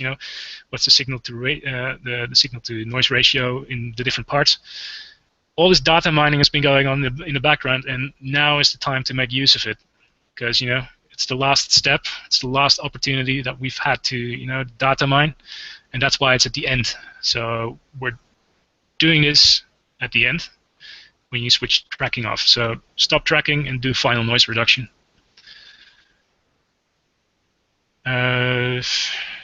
So this first screen lets you select between a few different filters. Play around with it, see what they do, see what you like best. I just used the default filter. Now, the grain size is something that's been introduced recently. If you look at your image, and it's probably a bit hard to see, but if you set grain size to 1, you'll see noise grain, right? You see defined noise. Now, what you do is you up that until that noise grain disappears. Now, the thing is with noise, it's not just in the fine details. It's also in the big details. That you got small grain, you got bigger grain, and the bigger grain is harder to see, but it's there. And you want to make sure that you set this parameter to such a size that you can no longer see any noise grain. You don't want to see anything. So I'm not sure if you can see it, but this sort of progressively blurs your image. So I can't really. There's a bit of noise grain here still. Yeah, I'm gonna leave it at a little bit higher, like here. So at this particular blurring level, if you will, I can't see any noise grain anymore, and anything else that I see is just blurred detail, to my eye anyway. So I'm going to click next. Let it do its thing.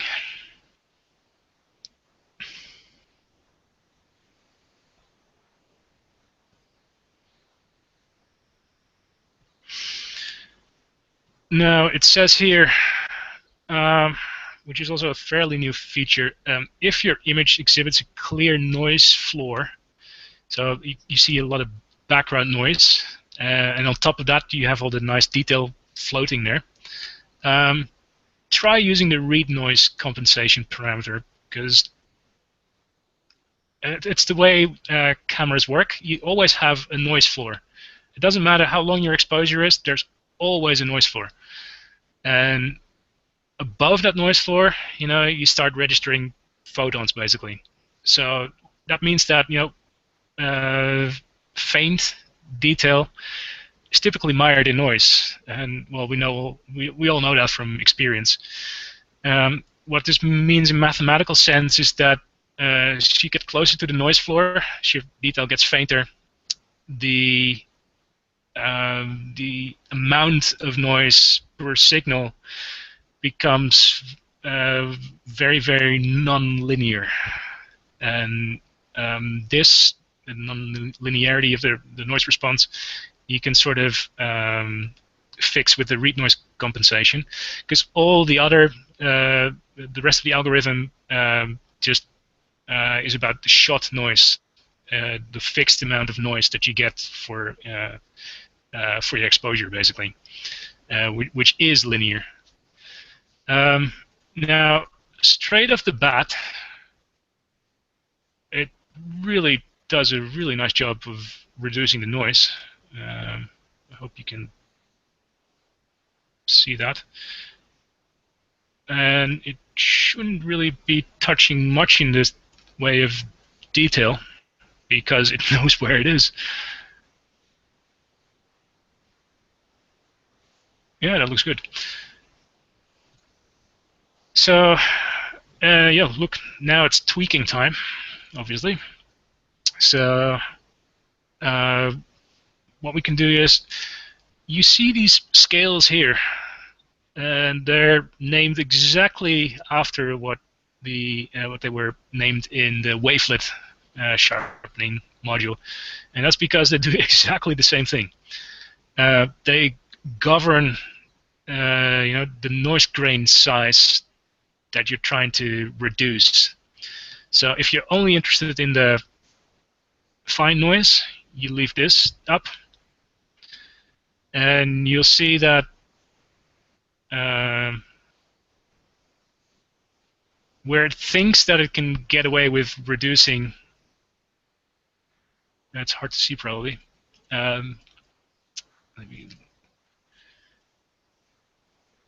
Where it thinks that it can get away with reducing the noise in that way, the fine noise, where it thinks there is no detail, it will reduce the noise there. If you start bumping it up, you're telling it it's okay to start removing detail. Yeah, that's a bit bigger than that. You can clearly see that.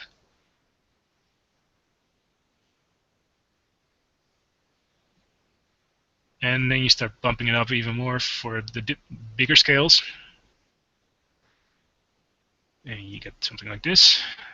See, that's already a lot smoother.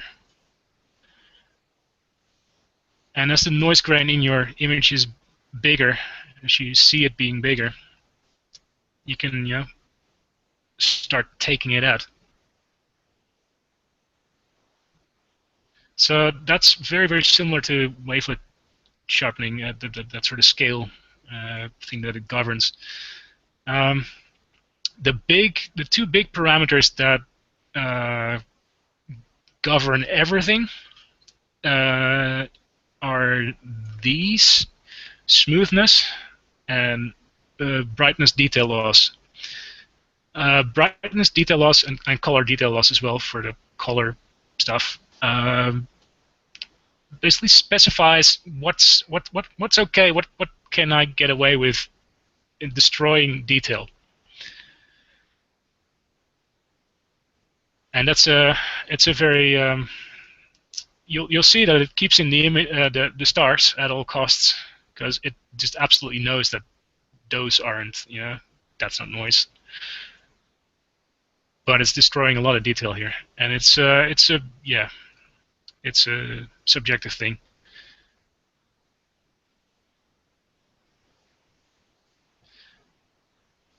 Now there's really sort of two schools in noise reduction. One particular school is just happy to make things as smooth as a baby's bottom. I call that the American school, really. They absolutely hate small pixels and little things that shouldn't be in there, and just try and smooth it.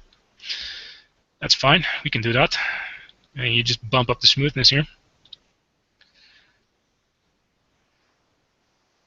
And then there's the other school, which seems to be the more European school, and according to them, it's okay to have noise in it because it adds busyness that's pleasing to the eye. Now, this is a completely subjective sort of thing, and I'm not going to get into any arguments over that.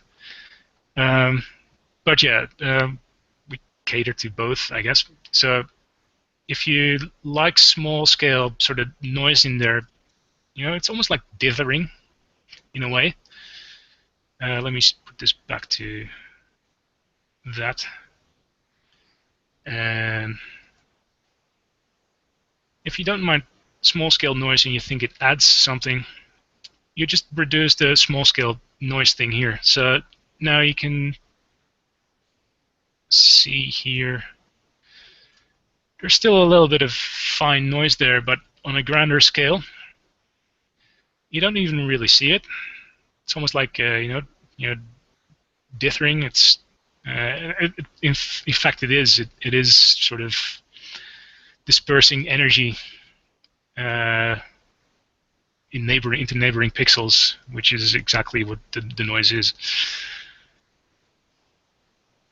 I actually find it rather pleasing. I don't mind it. But yeah, if you don't like it, you get rid of it. And that's pretty much it when it comes to the noise reduction. Again, the tracking of the signal to noise ratio really helps, just maintaining every little bit of detail where it can in the noise. It's really nice stuff. I'm just going to keep that for now. So that's the sort of the end of a typical workflow. All the stuff that you can do with tracking on. There's more stuff you can do. We could have used the contrast thing, which is kind of like the HDR module, but on a grander scale. But have a play with that yourself. You'll notice now that there's been a few modules that are now freed up. They're no longer grayed out, and that's because they're simply not available during tracking, because making them available during tracking would completely interfere with the signal-to-noise ratio tracking. So you can't use them. So there's things that you may or may not want to use, which are we could repair the stars a little. I don't think this needs it, except for the color aberrations. We could, you know what? I'm going to leave it at this. I'm just happy with that. Are there any questions so far? There haven't been any recently. I have a Are we finished with your main presentation, or you're going Yeah, to? I'd say look, we got a nice image here. So yeah, let's say we're done. Okay. I noticed you started with calibrated images already calibrated and stacked. Yes. Does the program uh, calibrate and stack? It does not. No, no, no, no. Okay. So, actually, we have a member on the forum who's working on a stacker, which outputs the standard deviation error measurement of your stack, which is really useful data to add to Startools tracking. We have some preliminary results from that, and it's pretty awesome in the way it completely reduces background noise and stuff. So it's something that I'm really keen to work on. It's a big thing, and I'd like to get it. I'd like to get it right and add value over other other sort of programs. Okay. Thank you. No worries. Ivo, I have a question. This is Sean Harrison. Yep. The auto dev versus the manual developments, Mm-hmm. does that have an impact on the tracking as far as noise tracking and your final noise reduction? Will that No. Yeah, so sorry. No, it does not. No, you can use it if you want, and the noise reduction will happily adjust to it. That's totally fine. If you prefer that way of working, which is not a bad thing, that's totally fine. Yep. My data tends to be far more noisy using the auto dev. Yeah, you have to be careful with if your data is noisy, then you have to be careful where you specify your region of interest. Most data I can, even if it's really noisy, if I specify the region of interest correctly on the stuff that I really want to bring out, that's a good representation of the stuff that I want to bring out, then I get good results. Better results. Specify multiple regions of interest, or is it singular? It's a single area that you specify.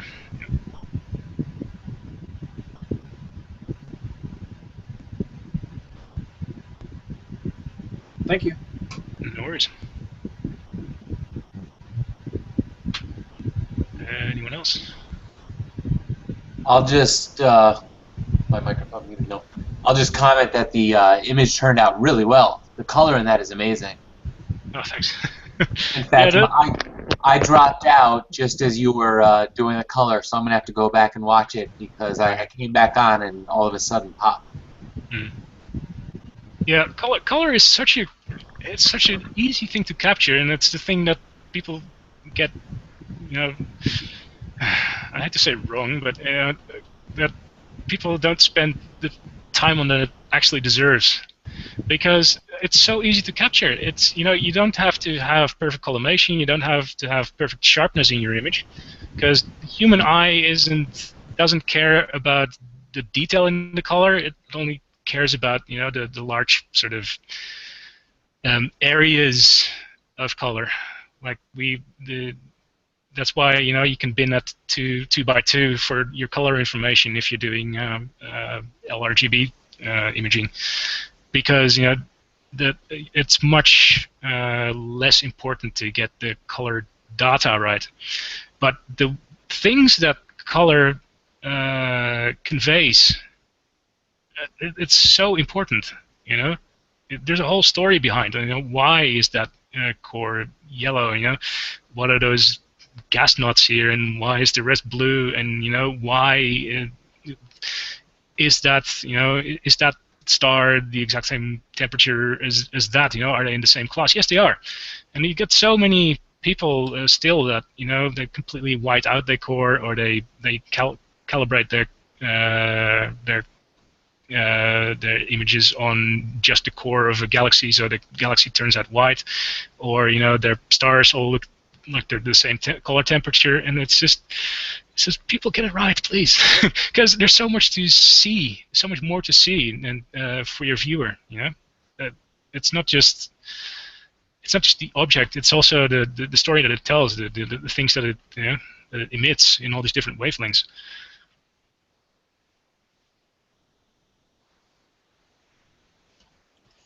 Yeah, I'll say I haven't used Startools, and it's really interesting because it seems like, in contrast with a lot of the other programs I've used, well, PixInset is probably the only astro-specific other one that I've used, but it really, the entire workflow seems to keep the stars under control and is intended to keep the stars under control and intended to keep everything under control, whereas a lot of the other programs seem to be more, I'll say, seat of the pants, where you can really screw stuff up.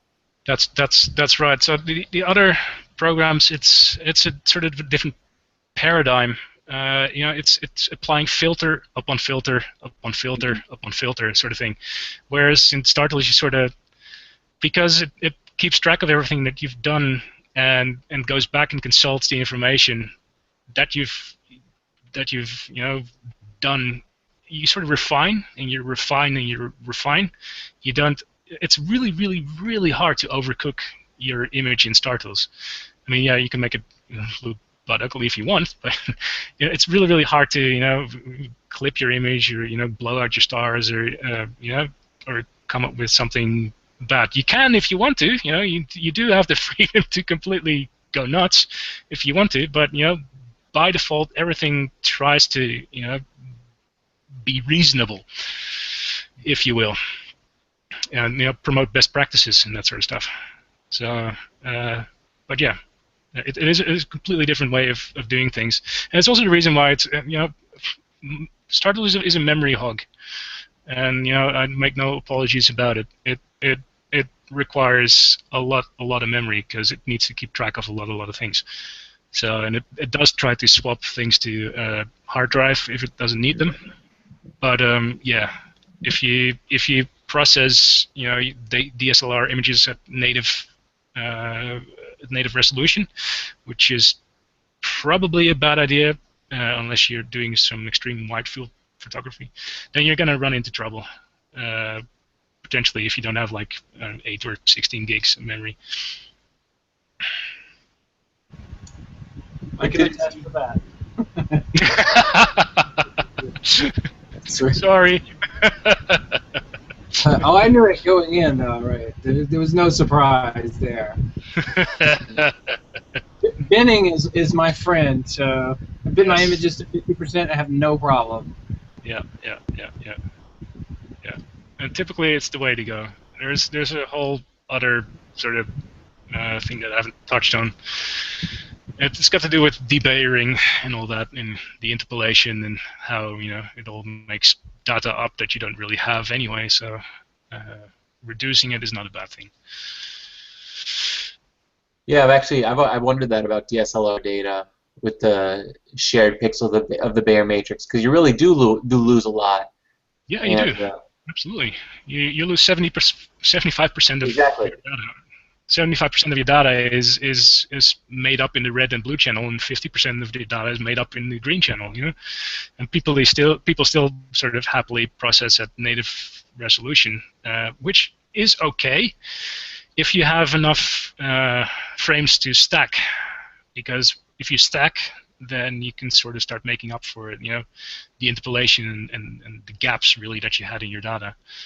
You can never completely get it right, but it does start to make sense.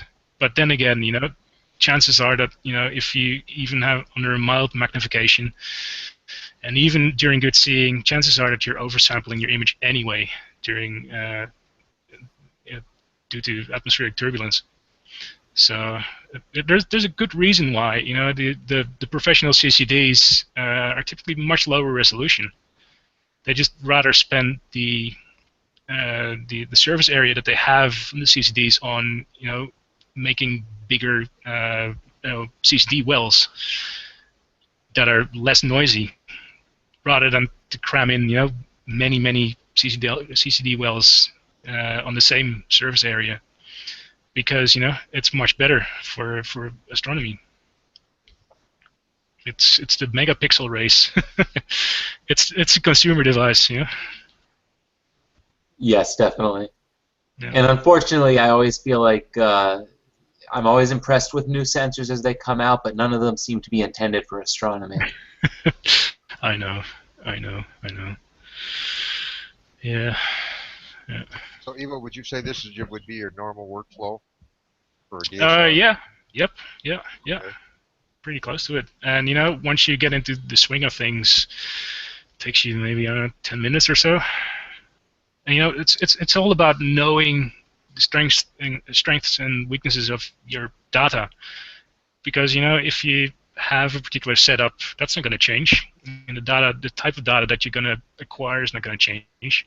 I mean, sure, sometimes you may have better seeing than at other times, and maybe the moon is out or the moon is not out, or you may have more frames or other frames, but typically you start to get to know what you can get away with and what the weaknesses are that you need to address, because they're always there, or the stuff that you can just skip through because that's always okay with your data. So, and once you have that under control, you can do it in 10 minutes. And I test and I test and I test my system with all sorts of different data sets. So, and I can spot issues from a mile away. So I can process any sort of data set typically within a few minutes, max 10 max. And to go back on what I believe Sean was asking earlier about binning prior to deconvolution. Yeah. Is that specifically that if you're using a DSLR, you would like to bin prior to that? No, not necessarily. So it all depends on whether you're what you want to get out of your data, and two, whether your data is oversampled or not.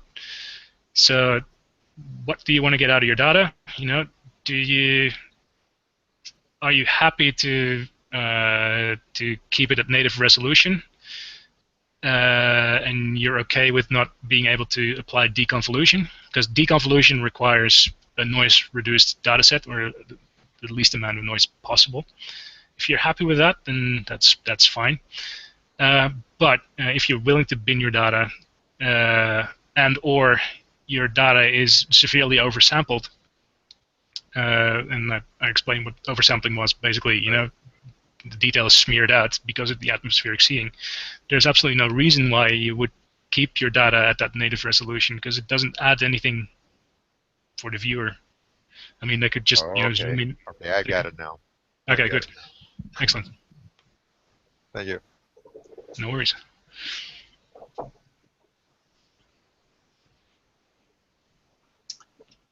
All right, well, we've actually had a lot of live viewers in and out, and we got to answer one of their questions. I'm going to pop right out there really quick and just see if we have any other questions from any of those viewers. I know Tom thanked us for answering his question. And no other questions out there. So Evo, do you have any other anything else to go over, or we could just open it right up to related or unrelated conversation? Yeah, let's just open it up. I'm sorry, Josh, for not using your data. I really was going to. Actually, what I'll do? I'll put a tutorial online, or at least a workflow online of what I would do with your data, so people can see that. Okay, that'd be awesome. Is it really that good?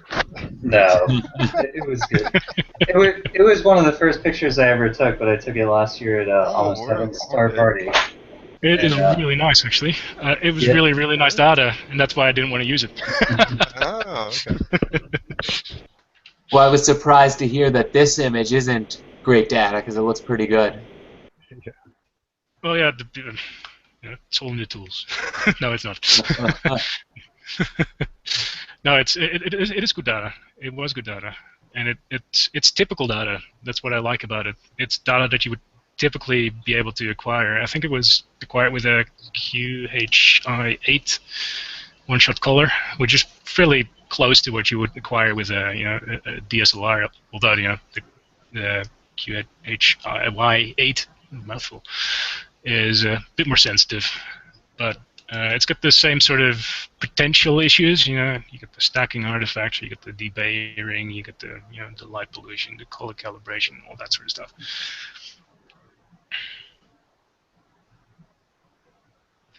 Yeah, it's nice. It's good data.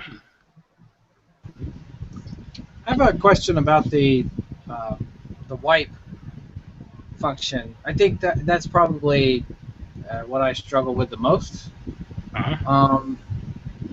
Because I tend to have a lot of light pollution and gradients, and maybe my flats are not always the best. So I end up with residual, even after cropping out the artifacts on the edge. I end up with residual gradients that wipe tends to overcompensate for. So do you have any tips for, so say like an image that is completely filled with nebulosity, right? There are no areas, like this is an image where you have a target and it's in the center, and then you're surrounded by background. And I have better success with images like that. But the wipe function, I tend to struggle with images that are filled with nebulosity. Okay. Yeah. Well, it is its job to try and take things out. So what you would do is you would then specify samples, and you can do that with the in the mask editor. So you would go to mask. Let's completely clear the mask, and then you would select a tool, say I don't know, single pixel toggle freehand. So this lets you draw lines and all that. So what you would do is you would try and find pieces in your image that are the darkest, or that are are supposedly sort of background, or where the background pokes through. So you draw a bit there, you fill it a little bit. Maybe there's some here as well, so you put some here, maybe some here.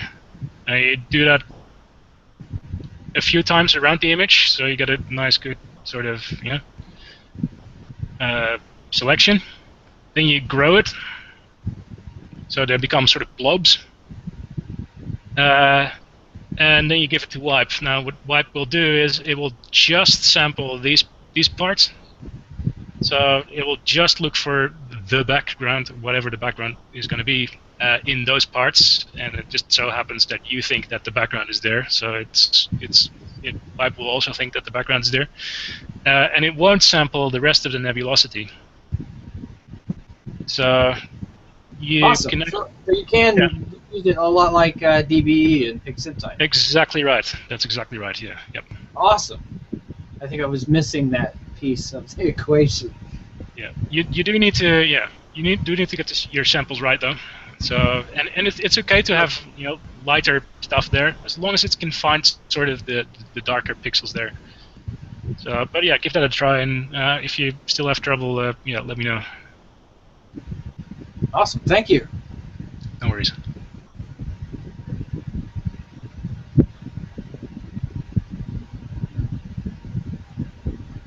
Anything else?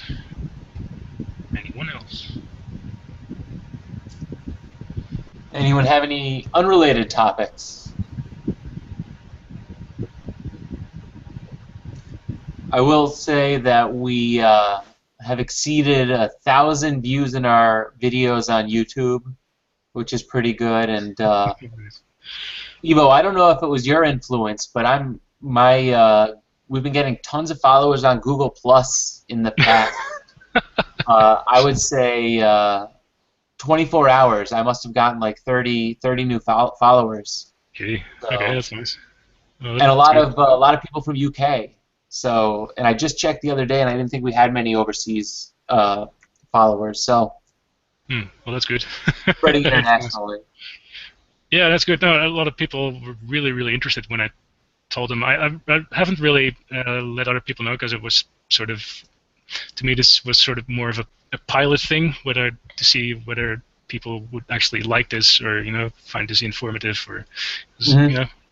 I'd happily do it again, and maybe not even in Startools, but in about processing in general and stuff to look out for, and Yeah, you're welcome to come back anytime. that's cool. You know what I would really like to see sometime, and you might be a very good candidate for doing that. I don't think anybody ever tells me how to inspect an image to find out whether I've got a good image or not. Right.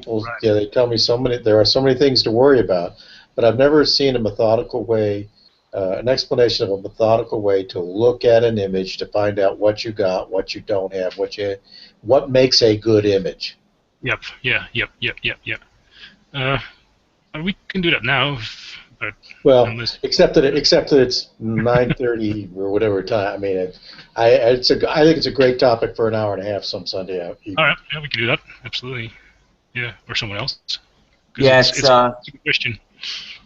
it's getting late here. We usually I'm okay to stay up for a while. I'm imaging away. We have 3 live viewers online, so if we want to chat for a while, we're good to go. Otherwise, All right. I know it's morning where you are. So Yeah, it is. So I'm good to go for a while. yeah. Well, also we have to get some discipline. If we just go on for hours and hours, we basically start. How do we define when we're actually giving out a topic? What is the search engine actually going to be looking for? And I think so. We have to have at least the first hour and a half should be on a topic.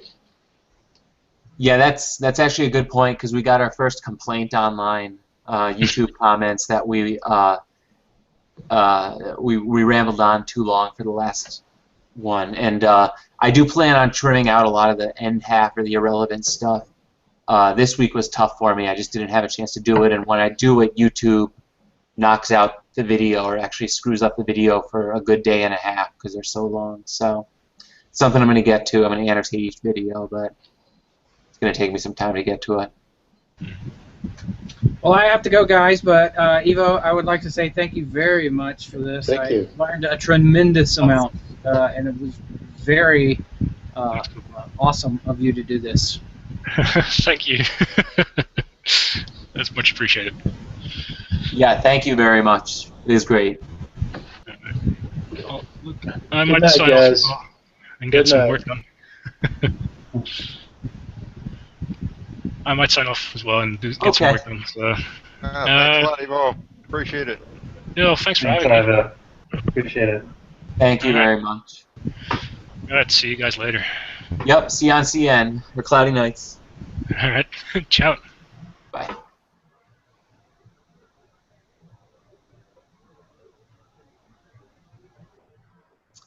All right, I'm going to end the broadcast.